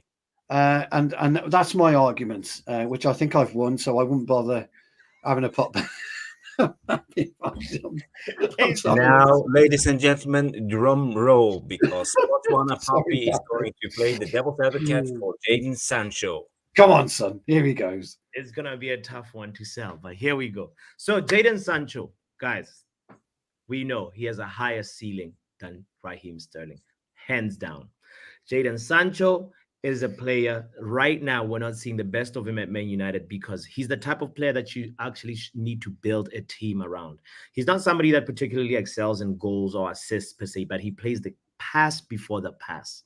He is somebody that he's a confidence player. When you build a team around this type of player, he feels like chief chance creation responsibility is up to him. And Jadon Sancho is not able to play that role right now because we have Bruno Fernandes. That is why we're not seeing the best of him. We watched the Champions League just a few months ago. Jadon Sancho, for certain moments in the Champions League campaign, he was actually also contributing a lot to a team that did not have like one chance creator. Dortmund, it was the right space for him because also he felt wanted. So if the ecosystem that is controlled by a manager who is not really necessarily making him feel like the man, you will not see the best of Jadon Sancho. And the other point that I want to make sure that we all understand is that Jadon Sancho is younger than Sterling. He's significantly younger, and he can continue to evolve and better himself if given the right conditions to flourish. He can play left wing so well, better than Marcus Rashford. We saw him this preseason, all the games. Last preseason, all the games, false 9. We saw him in the Champions League on right wing. Such a versatile player that is so important to chance creation. And the only reason why we're not seeing the best of him right now is because the team is not built around him. So that is one case that I want to. That's the case that I want to make for Jadon Sancho and say, if he is really appreciated, we'll truly see the best of Jadon. Okay. Yeah, you got to. I will welcome Mark to the panel. Tom has another show. So I will just let Mark be the judge and say who was the best devil's advocate. Just before Mark judges, I would like to make one point in favour of Sancho, because I think it's quite important that we do this. It's quite an unfair choice, but they both got their different things. But he's one of those players, Sancho, that you would wring his fucking neck if you're in the same side with him, because you know, as Pappy said, of the talent. That's the problem I've got with him. That is my whole issue with Jadon Sancho. I know what he can deliver, and he just hasn't done it. I would fucking kill him. It would wind me up so much. You would have to, yeah. So I applaud yours, Pappy, because I think everything you said is fucking spot on, mate. I really do. I think you're right. What does the jury think, though? Well, I still won. I hate to say it, Stu, I was back in here, even I don't like the best bone in Raheem Sterling, bro. And then when we talk about Liverpool, then City, then Chelsea, but Papi convinced me. The pass before the pass. That you see that line? That is where he had me there. But then he mentioned something important, you know. Brendan Chappell has mentioned it a lot as well. I have to give Brendan the credit for that too. He's always says Sancho needs to feel that love. You know what I mean? And I mean, like be honest, guys, some players will need a little extra somewhere down the line. And we could call him a snowflake and we could say whatever, but you know, players are different, and getting the best out of players in a versatile way is the best way, you know, you could do it for your team. Because at the end of the day, you don't have 11 of the same players on the pitch. A team is a team because it has different qualities and characters that make up that team. You know, it must have somebody to do the groundwork, must have somebody to do the nice work, somebody to finish, somebody in the midfield, somebody tireless. You know, it must have all these characters in there. And I think, to be honest, I would rather keep Sancho than trading him. If we get in cash, cool, but trading for Sterling too, bro. And I think, you know, this is the problem with the modern day footballer. I was on a show a couple of weeks ago, and we're talking about the future of football. We're talking about modernism, and I talked about I'm a relic. I'm a complete relic when it comes to football, because I don't understand the modern day player that, and I'm not being disrespectful to anybody that needs an arm around him. Because when I'm crunching into a 50-50 challenge and I'm getting up and I'm hobbling and the guy's fucking bleeding or I'm bleeding or whatever, I don't want to look over at somebody and needs a fucking arm around him. That's just me. I'm old school. I grew up a different way of playing football, you know. So I can't resonate with today's game. But I totally get what you mean at the same time, because my lad, bless him, is 23, really, really good, solid player. Doesn't need an arm around him or something, but his mates are like crybabies. They're just like crybabies, you know. Something doesn't go right for them, they'll fucking head will go during a game, and if it's a tight 0-0 or a tight 1, you can't afford anyone's head to drop during a game, and that's what I think you run the risk of with Sancho. Everything else, I totally agree. I've got zero. I really do, and that's what I think. I'm pissed off more than anything with his attitude, and I'm pissed off with the ability that's sitting on a bench that we could have done with maybe on Saturday lunchtime. So I don't disagree at all. I really don't. I think we both spot on. I'm a relic though, guys. I really am. Speaking about Sancho, this is coming out from Florian Plettenberg, and he said Chelsea and Juventus are still exploring a deal to sign Jadon Sancho until deadline day confirmed. Talks have started, not advanced at this stage. No final decisions yet. It's a very complicated deal. And more clubs inquired about Sancho. So there is a chance that he will be sold before deadline day. And would we be happy with that, even though if we don't have the time to get in a replacement? Mark, you can go first. I mean, to be fair, like I feel like it's a situation where, you know, if Sancho goes, he goes. You know, I think staying would be the better choice right now, seeing that we have not much time to get a replacement and what's on offer is not really that appealing. You know what I mean? Everything have its own problems. I rather the devil I know than the devil I don't. You know what I mean? And while Raheem Sterling will be a professional that we would expect, he have a different sort of issue. You know, we don't know if he gonna be willing to sit on the bench. We don't know if he gonna throw his toys out the pram. His salary is also 300 something K. Is he going to take a wage cut? We don't know. So for me, I would look at it like on a real stretch, because I really didn't appreciate the last 2 seasons of Chiesa performance. But if we swap for Chiesa, I could understand that, because he will be fresh to the league. He have a point to prove. That is the only profitable situation. Let's be honest and real. Because he will not be coming in near anything near 200K a week, probably 120, and be totally satisfied. He's up for grabs, isn't he? He's up for grabs, isn't he? He's up for grabs right now. I think Liverpool inquiring about him right now. But you know, if Juventus want Sancho and we're willing to do a swap, that will get priority because they want Sancho. You know what I mean? Yeah, they do. Yeah, they do. Yeah. It would provide an opportunity for them as well. He's not likely to go to Chelsea, is he? I mean, you know, if you're Sancho and you're not playing now, would you risk it? You see, he's a Chelsea fan.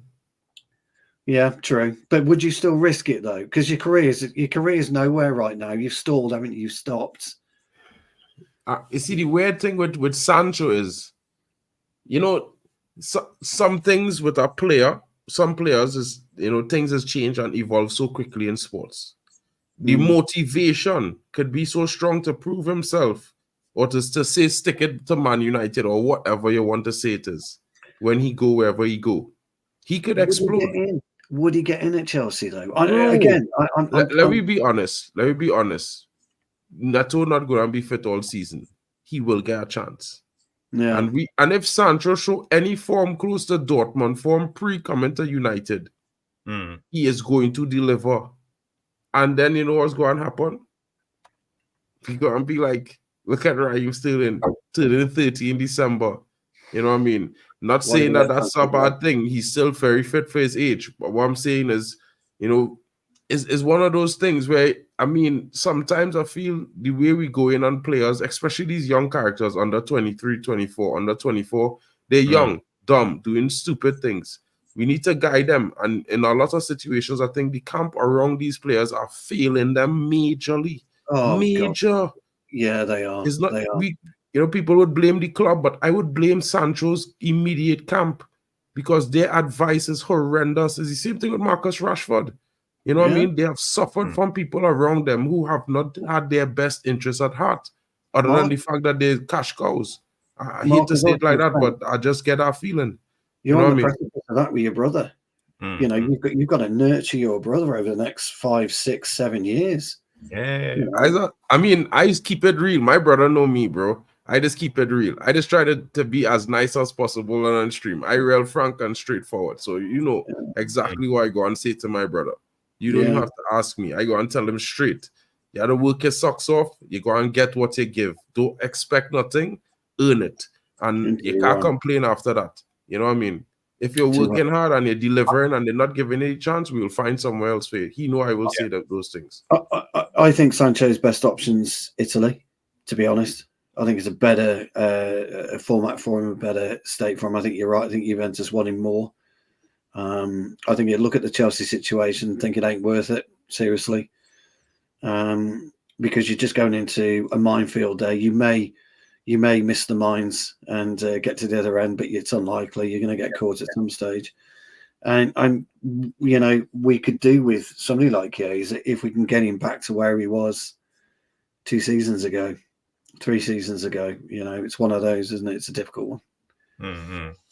Speaking on Sancho, there's some other breaking news to say Bayern Munich have reportedly entered in the race to sign Jadon Sancho, who has twice starred for their bitter rivals Borussia Dortmund. Excellent. So I think actually the Bundesliga will fit Sancho perfectly, and Bayern Munich, that will be a good club for him. I'm not sure how through this team talk rumors are. It could be a lot of bull. It's bullshit. true. Yeah, I hear it whole weekend, bro. Whole weekend since last Saturday. I hear about this. you live in Germany, so this Mark. But the biggest problem is the last 2 words in that paragraph there. Bitter rivals. Yeah. That's the only thing I would worry about. They see, Sancho's a nice boy. Like, a lot of people don't know Sancho. Sancho is a nice boy. You know what I mean? I would say, big up Scotty as the wheel member for 12 months. Yeah. Big up, bro. Thanks for being with us for a whole year. Hopefully we give you better content going forward. I certainly know Jarvis is on top of those things. And Mick is the creative genius. So, can't always rule him out. But yeah, I think that's the only thing to worry about, the bitter rival situation. And if you look at Jadon Sancho's Instagram, is yellow, the yellow wall. That for me is a likely opportunity, seeing that I think Bayern will have the money to do the deal. Maybe we could do a swap deal for Coman. I'm not a huge fan of Kingsley Coman, but what Kingsley Coman offers is an experienced option who could play off the left. He's on a lot of money. I think he's one of Bayern's most expensive players. He's on 180 euros. You're right. When they work that out, it's like something like 125, 130. It's not that huge, and he will be willing to take out a pay cut. You know what I mean? If he getting 120 in pounds, that's not that different. That's, you know what I mean? So I feel like, I think it's like about 180. I think it's like about 180 he's on. You know what I mean? Okay. Okay. I'm not a huge fan, but I do think he would offer option on the left. And for the last couple of years, guys, let's be honest, we have never bought competition. 326 euros. 326. Yeah. Who's Coman? Kingsley Coman gone through. Bayern Munich paying him 326. Wow. Yeah. Euros. No, but even euros 326. Kingsley Coman. So it will be a hard deal to do. It Whoa, will cost a lot of money. I would have never ever believed that, bro. Kingsley Coman 326. How much Sane getting? How much Kane getting? $500,000. Kane had to be getting $500,000, bro. What's the relationship between Company and Sane? Because I've read a few things that it's a bit fractious. Yeah, Sane not too keen on his tactics, you know what I mean? Yeah, so it's one of those things where Sane having a little bit of difficulty on, because I think the way he want to play it, Sane going to get a lesser role. As you know, the guy that they brought in, Olise, it will be exactly playing Sane position. So it's we're going to so, bro, I think that's a difficult situation there. And if we had to get one, I would take Sane, bro. Me too. He's one of the players that even though he played for a rival, bro, because he went to Bayern Munich for so long, I think I would take Sane, bro. I'll be honest. It'd be all right. It'd be all right, Sane. It'd be all right, yeah. I have the transfer guru with me, but I will just read out the latest news. McTominay deal is almost done. Apparently, he will get paid less than 60,000 a week at Napoli, and Man United will have to compensate him with I heard about £3 million for him to leave, and that will leave us with about 22 millions in that deal, because it's 30 million euros, 25 million pounds, 3 million to McTominay. Is that a good deal for us? Should we just take it or leave it? I think that's the best we're gonna get right now. After we rebuff and we refuse and we refuse so many deals in the past, I feel like now is the time when we had to say this is what we're going to get. I mean, it's not ideal. We could have gotten 30 million last season. You know what I mean? Yeah, easy. So probably even more, actually.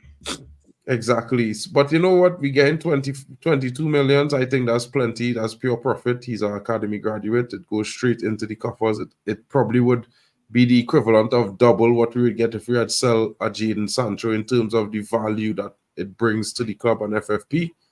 I think it's a decent situation. I mean, for what it's worth, I think we could owe those contracts and thank John Murtaugh for those, improbable contracts that he gave. I feel like, when you promise players to get paid off for even if they have an extension, regardless of what, you're running yourself into a situation where you're just losing money. Yeah. I agree with Mark. I think it's all right. I think we're going to get about 4 million, aren't we, for Mejbri as well? 4 or 5 million out of Burnley for Mejbri. Plus a sell-on clause on our buyback. So we're going to net, 27, 28 mil, which is ideal, isn't it? So. Yeah, and that's the latest transfer news. Hannibal Mejbri is signing for Burnley. There was supposed to be a loan, but now they have paid out the money. The transfer fee is not out there yet, so it's just pure speculation. Maybe it's 1 million, maybe it's 10 million. We don't know. That'll go and disclose that, will Jarvis? They'll put that. It's probably closer to like about 8. The rumor was that they was going to pay something like £10 million with a obligation to buy. Disclose so it, I feel like they'll probably give them a slight discount on, they pay cash up front. So let me say 7-8 million, somewhere there. Yeah. Well, I feel when they don't disclose it, it's probably really low. I think maybe we are talking about 3 to 5 at the max. For me, it's one of those. I don't know why they don't disclose a fee, but you get the odd 1-2 a year, don't you? Get some disclosed. I mean, but these little things have added up. We sold 2 or 3 players, haven't we, for 3, 4, 5 million quid, and it just adds it up, doesn't it? Mm-hmm. Well, at least we get to cut down the squad. I think we're opening up new spaces for other people to come through. We have Collier. We need other signings. So yeah, I think that's a good way to go forward and just get rid, because I don't think Hannibal will have a chance in hell to play on this Man United team. So it's better to just get rid.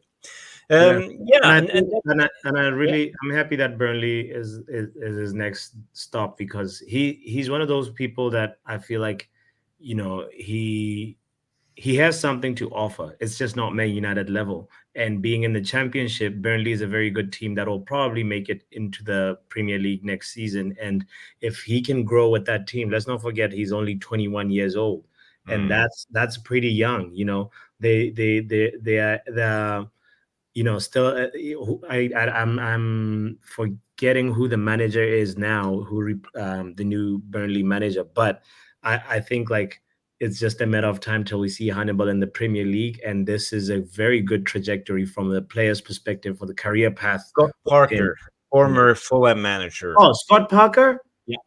Oh, he's perfect for Mejbri. Perfect. Yeah, great mentor. Similar type of player, actually, the two of them.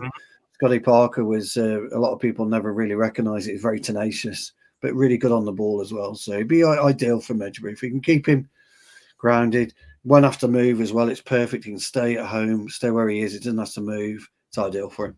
Do we have a sell-on clause or anything, or is that hefty? Sell-on and a buyback. All right.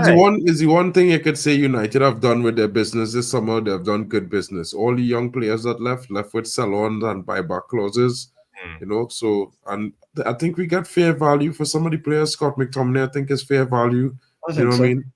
Yeah. You know, the reports today, like Tommy Ball was asking, the reports today, ugarte is the deal, you know, has been agreed in principle. You know, the fee, everything has been agreed. You know, it's now the basic situation now is that the lawyers will be working out the paperwork and, you know, they signing the contracts. Then they'll hear the here we go, player comes for the medical.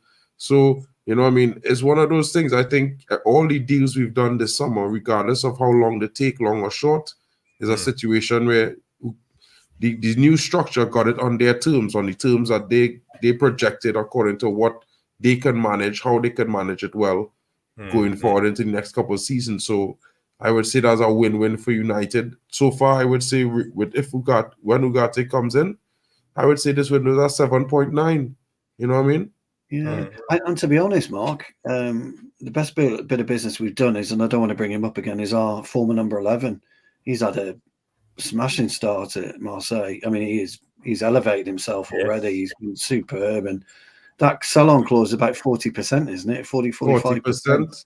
Yeah, well, we're going to make, if they can move him on in 2 years, we're going to make some serious coin out of that. We really are. You see, there's a real complicated situation, that one, you know, like, I don't think it might be very hard for him to want to leave right now. You know, the entire stadium gave him a standing ovation yesterday. Singing his name, weren't they? Singing his name. Yeah. And I was watching the game, bro, and I nearly came to tears because I was so proud of the dude. You know, to get the fan base to recognize you and give you that prop after all what was said by the mayor, I think that was huge. And, you know, Greenwood delivering for them. He could have had 4 goals in 2 games, but he gave away a penalty. So the other debutant could get a goal. He won 2 penalties in that game, by the way. Gave them both away. One to Henrique, who missed, and one to the next guy who came on and scored. So it's one of those things. I think that was the answer to our right-wing problem, but good header. It is what it is. The situation was what it was. Yeah. So. We also sell Will Fish for what? For I think it was 2 million or 3 million. 2 million, yeah. Will Fish went, didn't he? Yeah, that was during last week, wasn't it? Yeah. As a sell on and a buyback there as well. But he did well in Kilmarnock and he gained a lot of experience. He's young, you know. I think he could be a great centre back. Just give him a little bit of time, but it's not Man United material when it comes to Will Fish. So it is what it is with these young guys. We have some comments here. I just want to bring this up from Elite Baller. He says, Stu Roy is so fucking hard. He rides a wild bison to work. You are absolutely right. Jarvis, you know, like I have to say, guys, this is not a regular YouTube day for this guy right here. He hit a milestone. Yes. Yeah, I saw that. Yeah, guys. I almost forgot. Yeah, you know, having so much fun. I hit 1K today, guys. Thank you to everyone, each and every one of you. The support has been tremendous. I am actually, there's not enough things I could say to tell you all. Thank you for all the support you have shown me and my channel. You all come in there 8 o'clock in the morning to watch my streams, even when I'm late.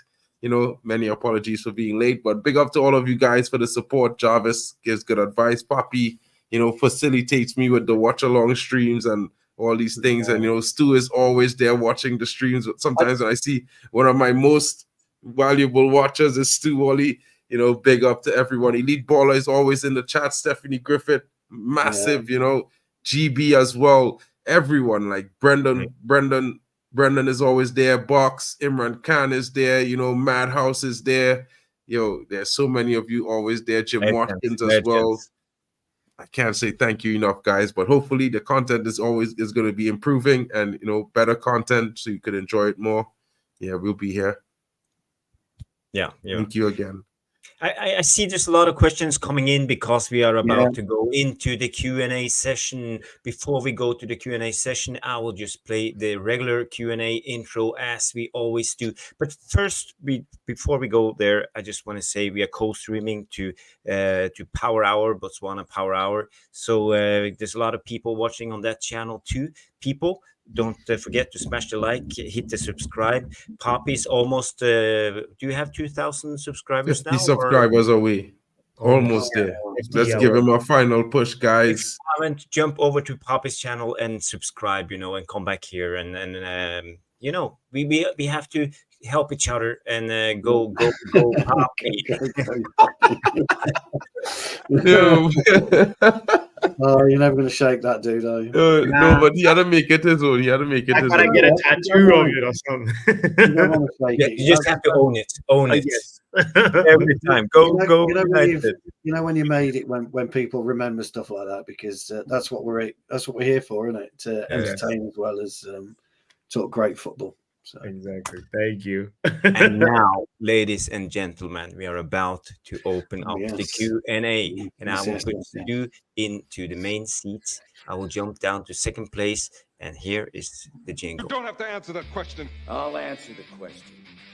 You want answers? I think I'm entitled. You want answers? I want the truth. You can't handle the truth.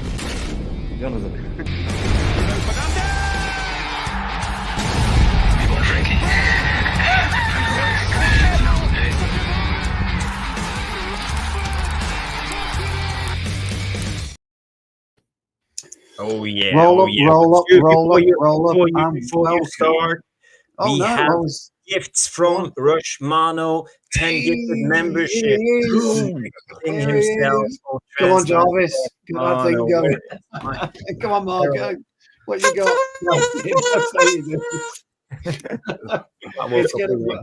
I'll tell you, that's getting worse, Jarvis. You got to deal with that. Come on. I know. It's really weak, right? it's getting weak. Come on now. You got to deal with it. The visuals are better than the sound. Jarvis, he can do that. I will just thank Rush Mano for gifting 10 members. We have Mel, we have Riot, Thomas Vedjanos, Neil Driscoll, we have Nick Cadogan, Egan Beeg, Irfan Arnold, Chisled Planet, Jay, and Henrik. Henrik sounds like a Norwegian name, or I don't know. Like Henrik. Big up Henrik. That's 10 gifted memberships from the king himself of transfers, Rush Mano. And thank you for sending me the YouTube links or Twitter links to the latest updates. And now I leave the wheel to my friend Stu Woolley. roll up, and welcome to the Q&A. Just before we start, guys, I'd just like to say from a personal point of view, I love this channel because the VAR room and the people that we work with have a real deep knowledge of ball. You don't often get that. You go to a lot of channels. I work on a lot of channels. They know their stuff, but there's no real depth to the knowledge that the VAR room has, and the guys that are with me, and Tom and Mick. So, you can never underestimate, the way that Jarvis, Mark, Pappy, Mick, Tom talk about football. You learn a lot. I learn a lot. I've been in the game for years. It feels like forever. And I'm still learning, listening to certain things that these guys are talking about. And the best of it is we all see football differently. We all love the game differently, and that's the good thing, is you can have good debate on this channel without upsetting anybody, without going over the top. So I just want to say thank you to all, specifically the VAR room, because there's been some great comments in there today about certainly the game against Brighton and my controversial opinion, which Mark may or may not have heard, on Mr. Garnacho's. I did hear it. I kind of agree with Stu on that one 100%, to be fair. Like, when I saw it, the first thing I would say is Roofer. You know what I mean? Papi and them didn't even notice I say Roofer. And then I stoops. Because I see when he put the ball low, and I was like, yo, that's asking for trouble. That's supposed to be up in the top bins. 100%. Now, while I wouldn't go, I will agree it also that is the difference between elite footballers and, you know, top athletes. But, you know, Garnacho's still young. You know what I mean? He did make a mistake. I think he was a little bit, he rushed at the goal a little bit. He could have stopped the ball and, you know, take his time and place the shot. You know what I mean? So it's one of those things. Hopefully make a better choice the next time. Definitely. It was not his dominant foot, right? Matters not. You're 6 feet away from goal, bro.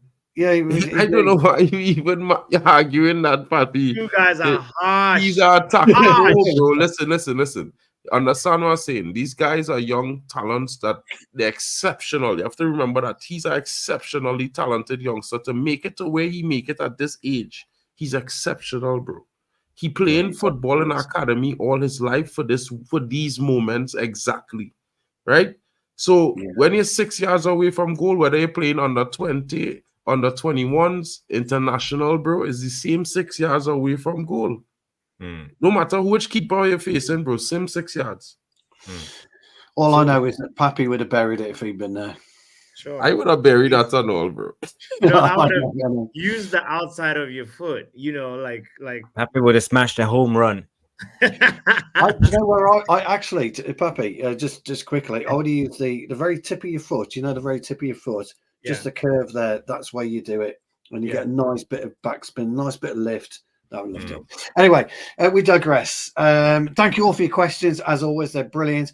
We're going to start off with Jarvis, who has to serenade our good old mate Papi, and here it is. Oh no, that's not it. Where's it gone?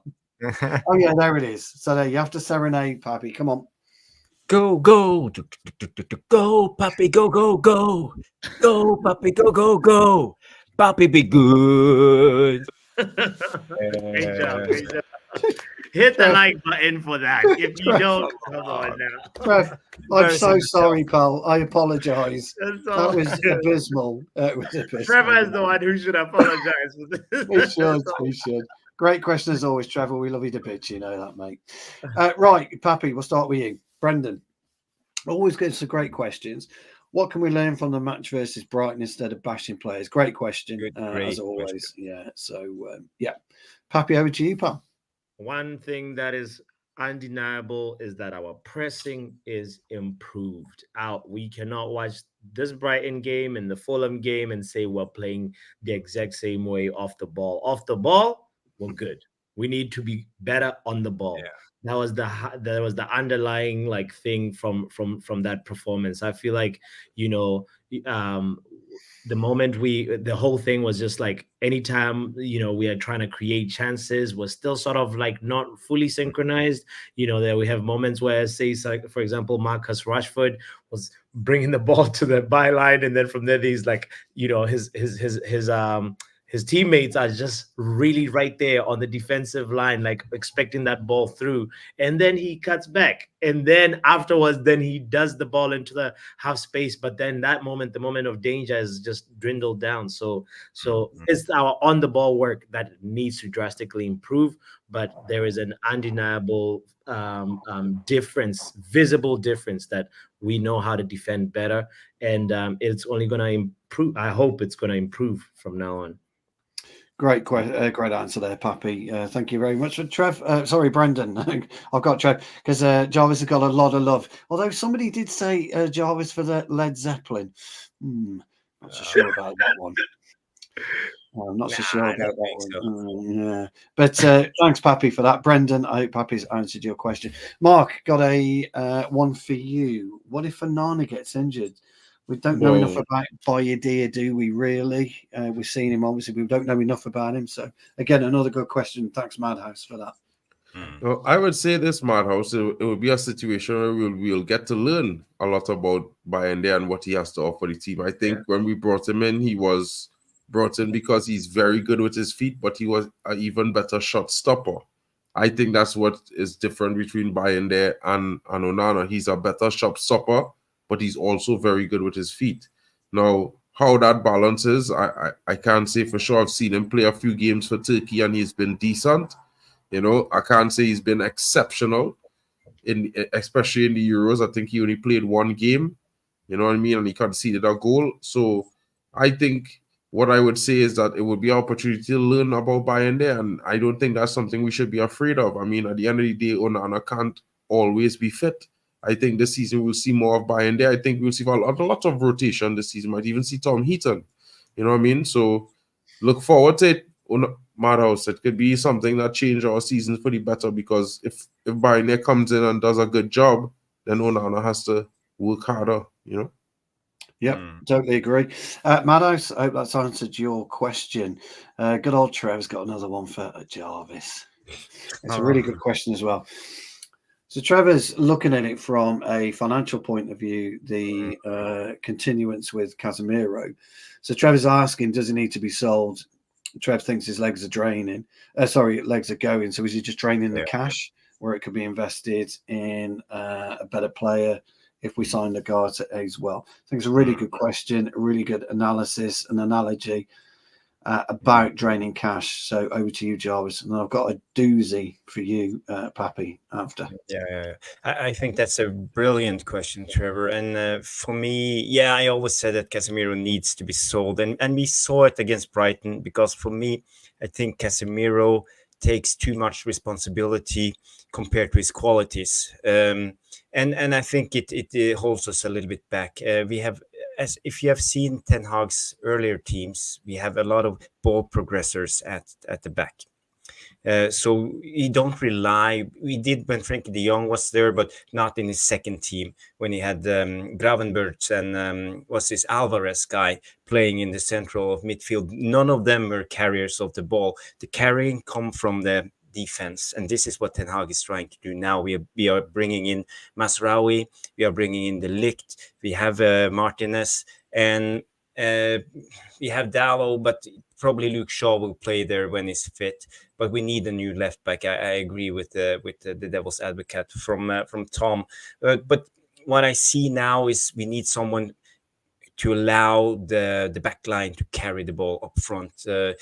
Now we see Casemiro drops down and takes a little bit too much space, and he's not really good when it comes to long balls. You know, he can't break down the opposition. It's too predictable, and he don't spread them right or left. I actually miss Amrabat, because Amrabat, when he played the last 4 games of the season, he was a tank. He could spread the ball right and left, and you saw it on the heat maps. We were very, I would say, synchronized in how we attacked. We were both right and left, and I would say also he had the ability to sniff out the defensive work needed to be done. But Casemiro is more like he wants to create, and when he goes forward, I feel that he's taking a risk all the time. It's almost like he's get overrun. So for me, I think Casemiro needs to go for us to progress. He's holding us back big time. So yeah, Casemiro needs to be sold. Trevor, I hope that answers your question. Good answer there, Jarvis. Thank you for that. Pappy, great question from Tommy Boyle, 71. Question: is this a problem that needs addressing urgently? In 20 years, 92 to 2022, we only lost 2 games by 90th minute winner under ETH, Erik ten Hag. We conceded 90th minute winner 6 times already. Damn. It's a tricky one to answer. I get that, but I think you're very well equipped to do that. Yeah, it's like, what in the reverse Fergie time is going on right now? Because like, our our main problem, I feel like, is the fact that one, Ten Hag is requiring a lot from these players, right? From just the standard that he has. He's a very stubborn manager in his way of playing, right? I wish if I could see him face to face, I'd say sometimes it's not always about getting the ball forward. It's about just teaching your players that passing sideways, Louis van Gaal style, when you have to, is very important. I'm really not even looking at Manchester United, his turn at Man United. I'm thinking about that game versus Pochettino, Ajax versus Spurs. Like this, Ajax were supposed to be in the Champions League final, and they blew it. And it's not by coincidence. There's something weird that is going on, but the weak mentality of the players has to also come into question. It's not just Erik ten Hag, the team has to also, like we talked about it a little bit earlier on. Tom eloquently said it. I think it's like having leaders that can say, all right, we're changing. When you're playing PlayStation or you're playing whatever, these moments where you can say, we're ultra attacking or we're ultra defending. It's just a shift in a synchronization in the mentality that needs to be for the whole team, saying, all right now it's time to close shop. So playing to the final whistle needs 100% commitment. There's another thing to consider in this, the fact that I think Tommy, back then, like by back then I mean like whatever, in the 90s, right? Stoppage time was not as much as the stoppage time we're having right now. So that statistic is also like not really considering like the fact that there's been quite a drastic change. Usually 3 minutes was a long time, and now we have games going for plus 8-9 minutes added on, 8 minutes added on, and it's so that can sort of like skew our perception of that statistic. But that's a very, very nice question, Tommy. Yeah, well, brilliant answer as well, Pappy. Tommy, I hope that answers your question. I think Pappy's covered it 100%. Mark, got a nice one for you. You'll like this. It's from Stephanie. And she was wanting to know who's the best equipped to mark Salah on Sunday.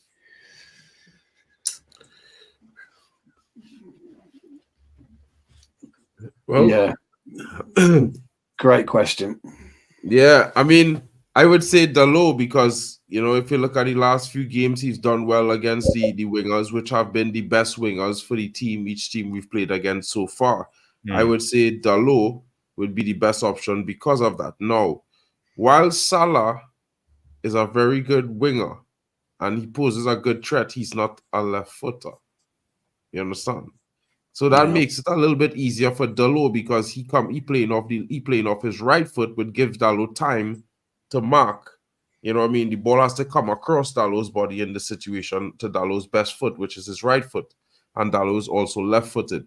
Now, I think in a situation like that, it's going to be down to the centre-back, really, how we deal with Mo Salah. Because how Lisandro Martinez constructs this game and marshals that defense from where he playing is how Dalot will be able to pick up and mark Salah out on the zone. Because when Salah comes down into that wide position, he wants to do two things. Either he goes to the line or he's going to cut inside. Now, depending on where Lisandro is cutting out the option, it makes Dalot's job easier as opposed to harder.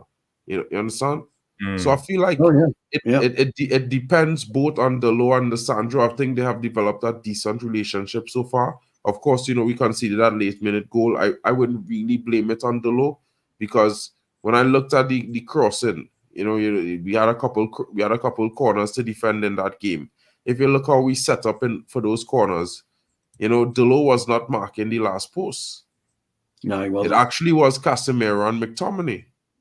So technically, if you superimpose the situation where we was in a corner defense and that cross, technically McTominay and Casemiro are responsible for the players being left unmarked, because when we was at the corner and I looked at all three corners and I froze the frame just to make sure that I'm not going crazy.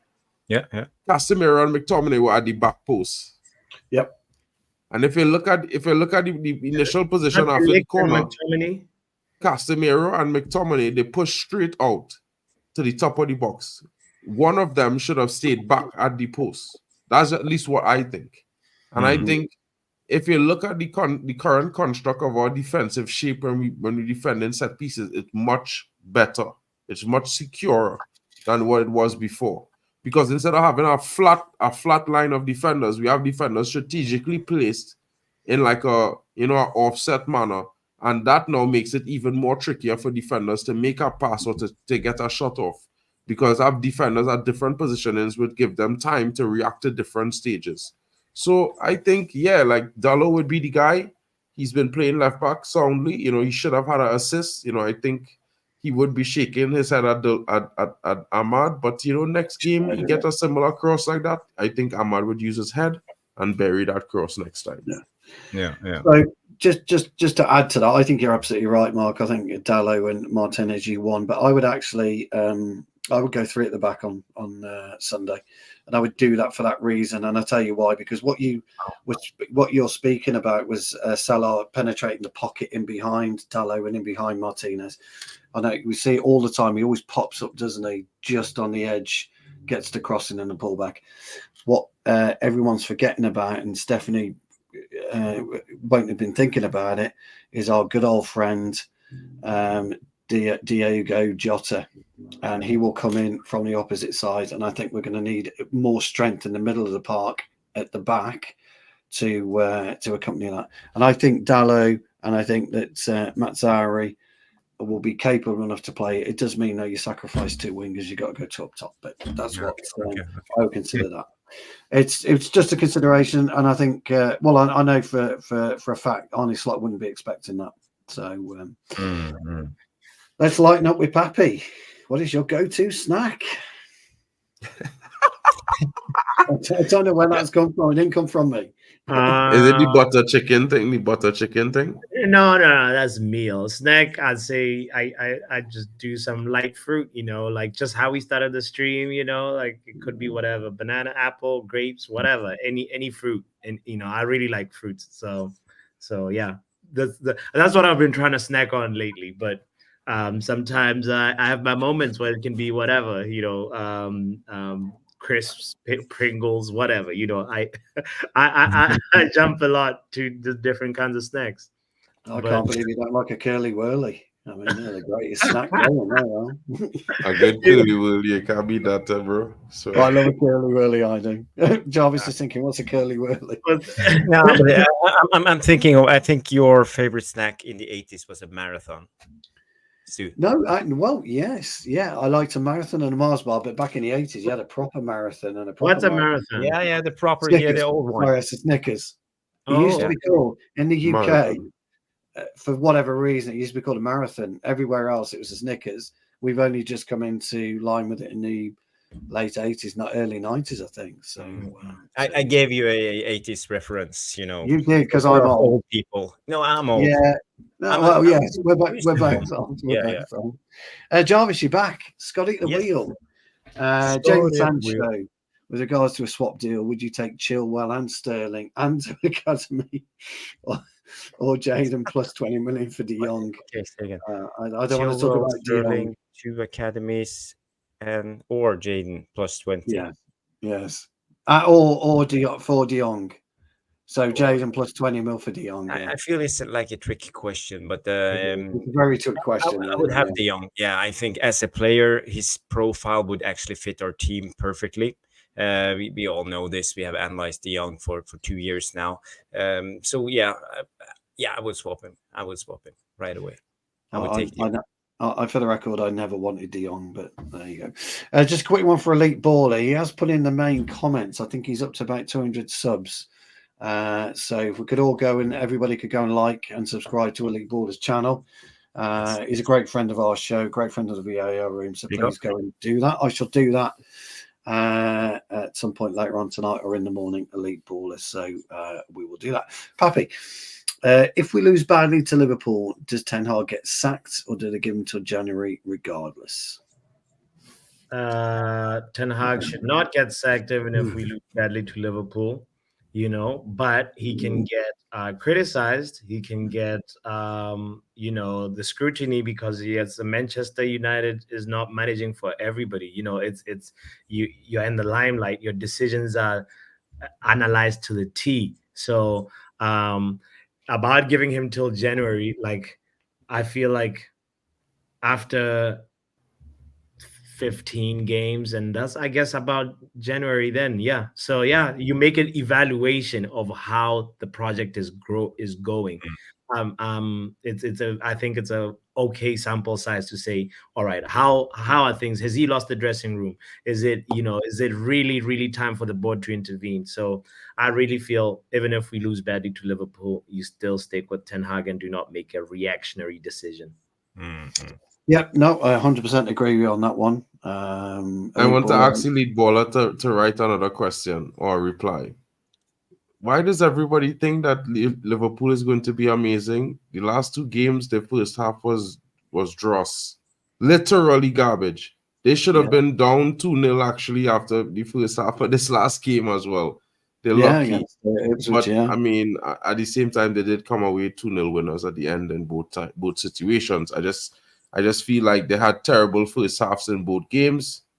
So I was actually more worried about the Brighton game than I am worried about the Liverpool game, because to me, they are teams slightly in a flux situation, although Arne Slot plays quite similar to what Jurgen Klopp did.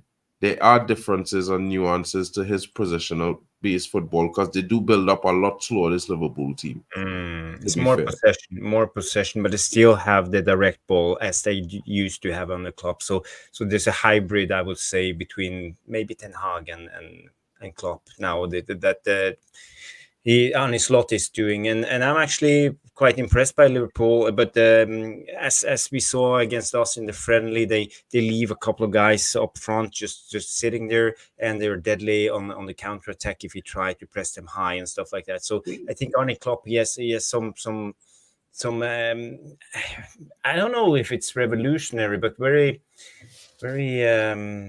unusual tactics. An open game he plays, Jarvis, to this extent. I think Papi wouldn't like that, you know what I mean? Because it remind him of basketball, football. But at the same time, to be fair, no, I mean, if you watch the 2 games that they played, they play a lot of balls over the top now. Liverpool never really used to do that. Revolutionary was not the word.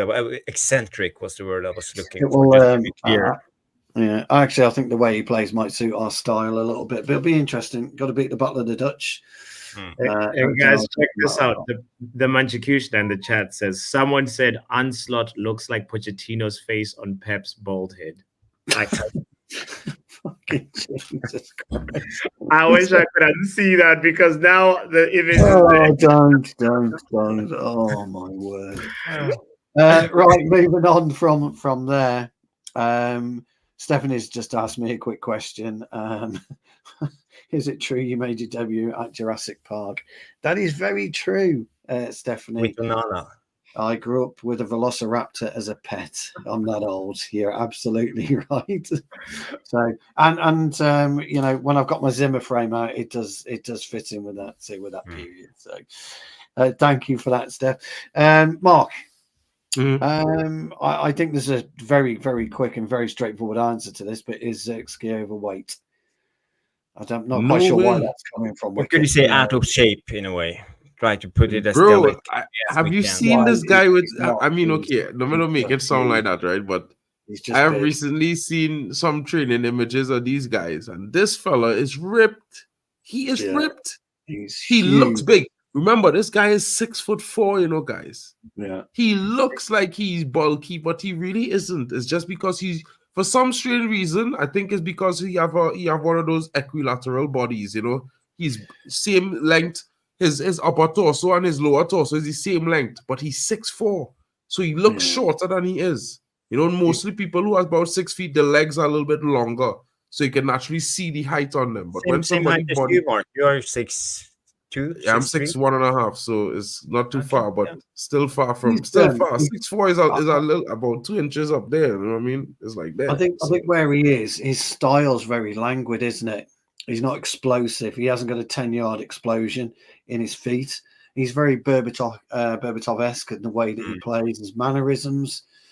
Obviously, he's not as skillful as Dimitar, who is, but he's he's certainly not overweight. Wicker, it's a good question. I understand why you'd ask it. I hope Mark explain that to you. Perspective for people that Holland is the exact same height as Xerxes. So. Yeah. But he have long legs. But exactly. And a short torso. So it's basically the body shape that makes him look like he's short, to be fair. This one's a bit of fun for our musician up in the top right-hand corner as I look at left-hand corner from me. Are we able to request songs? Actually, no, put me back. Put me back. If you comment after the stream, please put your songs in there that you'd like Jarvis to learn. And then next week, unfortunately, I'm away on holiday next week, but if Mark can make it, he can introduce Q&A and he can introduce the songs for Jarvis. So get your throat massaged. And get singing. So put all your songs in the chat after the show, and Jarvis will pick one song and he will serenade the VAR room. Sorry, when the moon hits the sky, it's a big pizza pie. That's amore. Oh God! So somebody in the chat said you've already smashed one. You've already smashed one window in their house. Can you please not smash any more? I'll shut up now. No, we love you, really. We love it. Right. Question, Jarvis. Yes. How good is United's defence for Euro to master his trade with Leach and De Ligt to learn from? And do you see Maguire and Lindo both going? Okay. Yeah, it's a good question. I haven't seen enough from Euro to actually make a judgment on him. He's young, and when it comes to young players, you never know their potential. Yeah, he looks great now, but will he develop in the way we want? I think he needs to gain some more muscles. I think he's quite naive in the way he takes the ball with him. You know, he has I would say a weak feint when he tries to stop the defender and bring the ball forward. I don't think it will work in the Premier League when you're up against faster and stronger players. It went well in the French league, so he needs to develop a lot. I don't think we will see him play game after game this year. I think we will see him have some spells and games, maybe 3 to 4 at max, and then he will sit out for a month and then maybe have 10 minutes here and 10 minutes there. So I'm not expecting much from Euro this year, but yeah, he will learn from a guy like De Ligt and Leach. They're both, I would say, leaders, experienced. And De Ligt actually came in quite young himself, playing for Ajax. I think he played as a centre back, 17 years old, for Ajax in the Europa League final against us. And he has a lot of experience for being as young as he is. So I think De Ligt can actually be a good mentor for him. But also Leach, we know he's a baller and he has that South American fire and spirit in him. And I hope that Euro will pick the best from two worlds.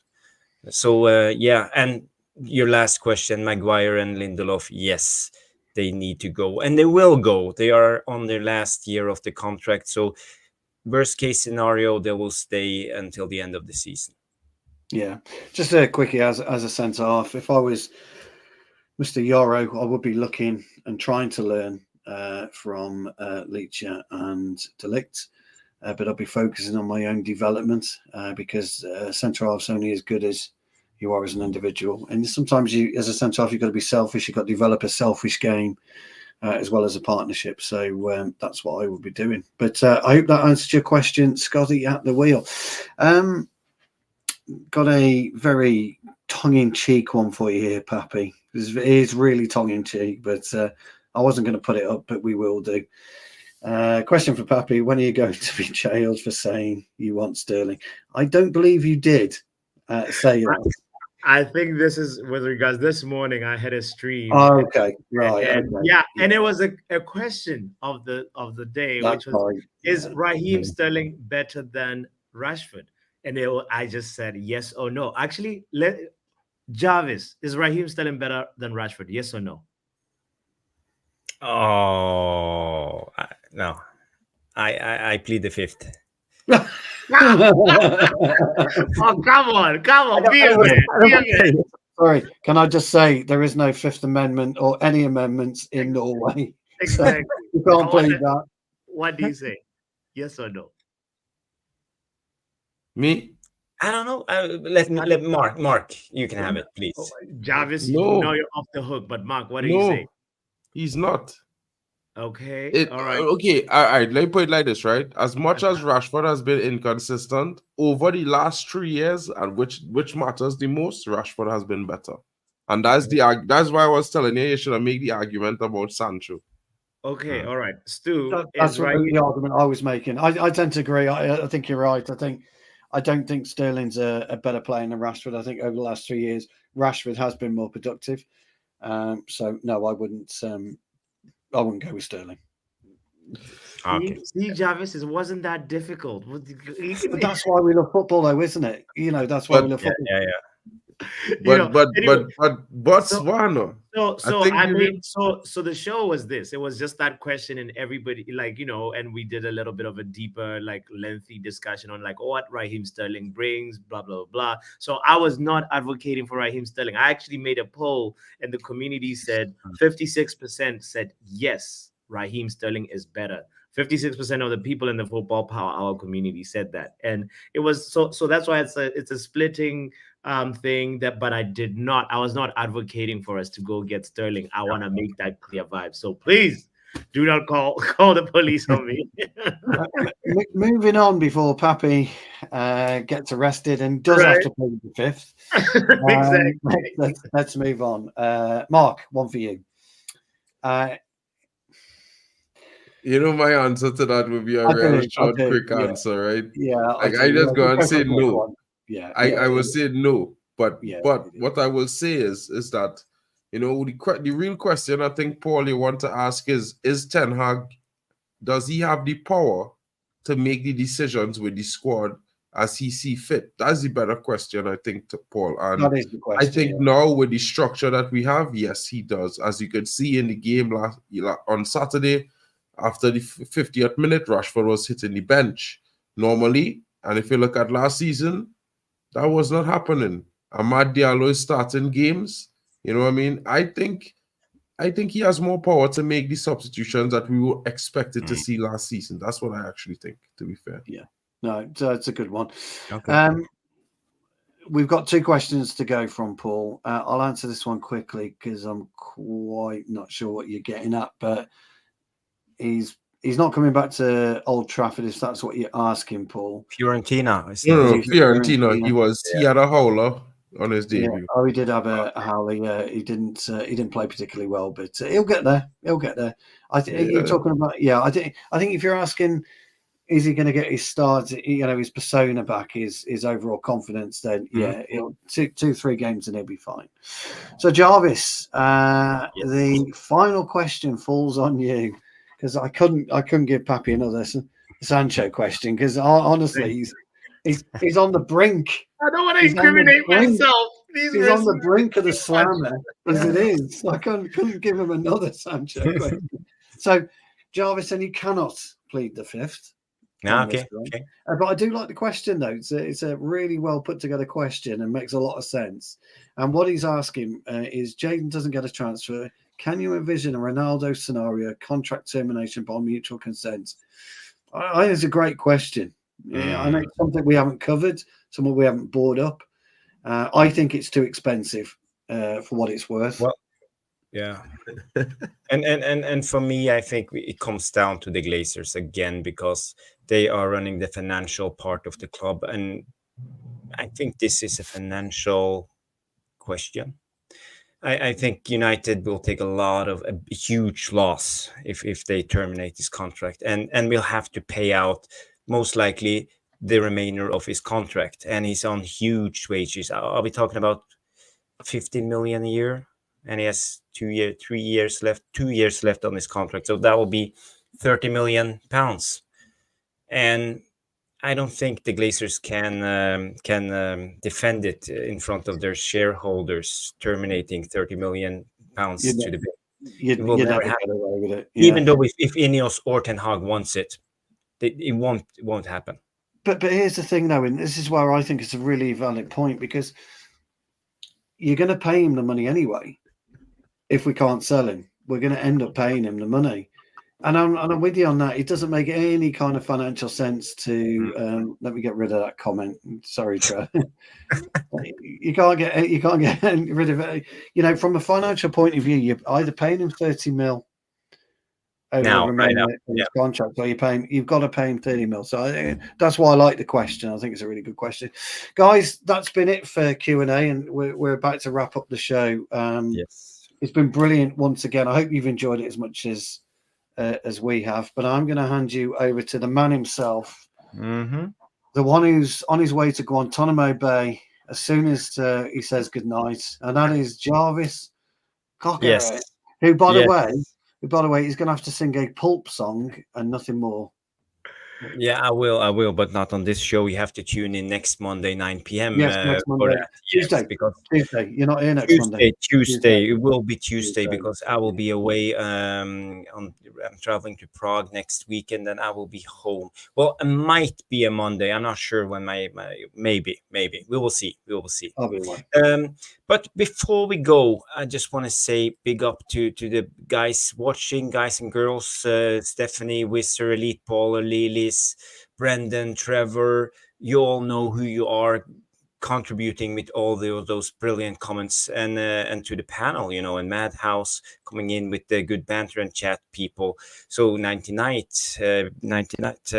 Madhouse and Brush is here also. A lot of people still watching after 2 hours, 21 minutes and 55 seconds. Yes. So it's been a huge show where we have had a lot of banter, a lot of fun, a lot of laughs, but serious football discussions too. And I hope you liked the new segment with the Devil's Advocate, and have your say after the show in the non-live sections, and give us a thumbs up or a thumbs down if you want us to continue with the Devil's Advocate as a segment or for the show. Before we go, I just want to bring you this one, because today we heard that the former England manager and Sampdoria manager and Manchester City manager Sven-Göran Eriksson passed away. Mick made a tweet on it. He said that as a fellow Swede, it's with sadness to say goodbye to a legend of the game. So rest in peace, Sven-Göran Eriksson. My deepest condolences. And I will also bring my condolences from the rest of the MUFC Realist TV team, and most likely you guys in the chat. So he was a great man, died way too early. So rest in peace, Sven-Göran Eriksson. Yes, and that will be the end of the show. There's still some news, but this is not a news show. We will just bring you the ideas and talk about what we think about football, and this will be the spirit of Jarvis's Corner forever. So guys, thank you for tuning in. We will be here next Monday, 9 p.m. or maybe Tuesday, we don't know yet, but that's it. Let's just wrap it up. Have a good one and see you on the next. Thank you so much for stopping by and watching MUFC Realist TV. Don't forget to like and subscribe and follow us on the socials.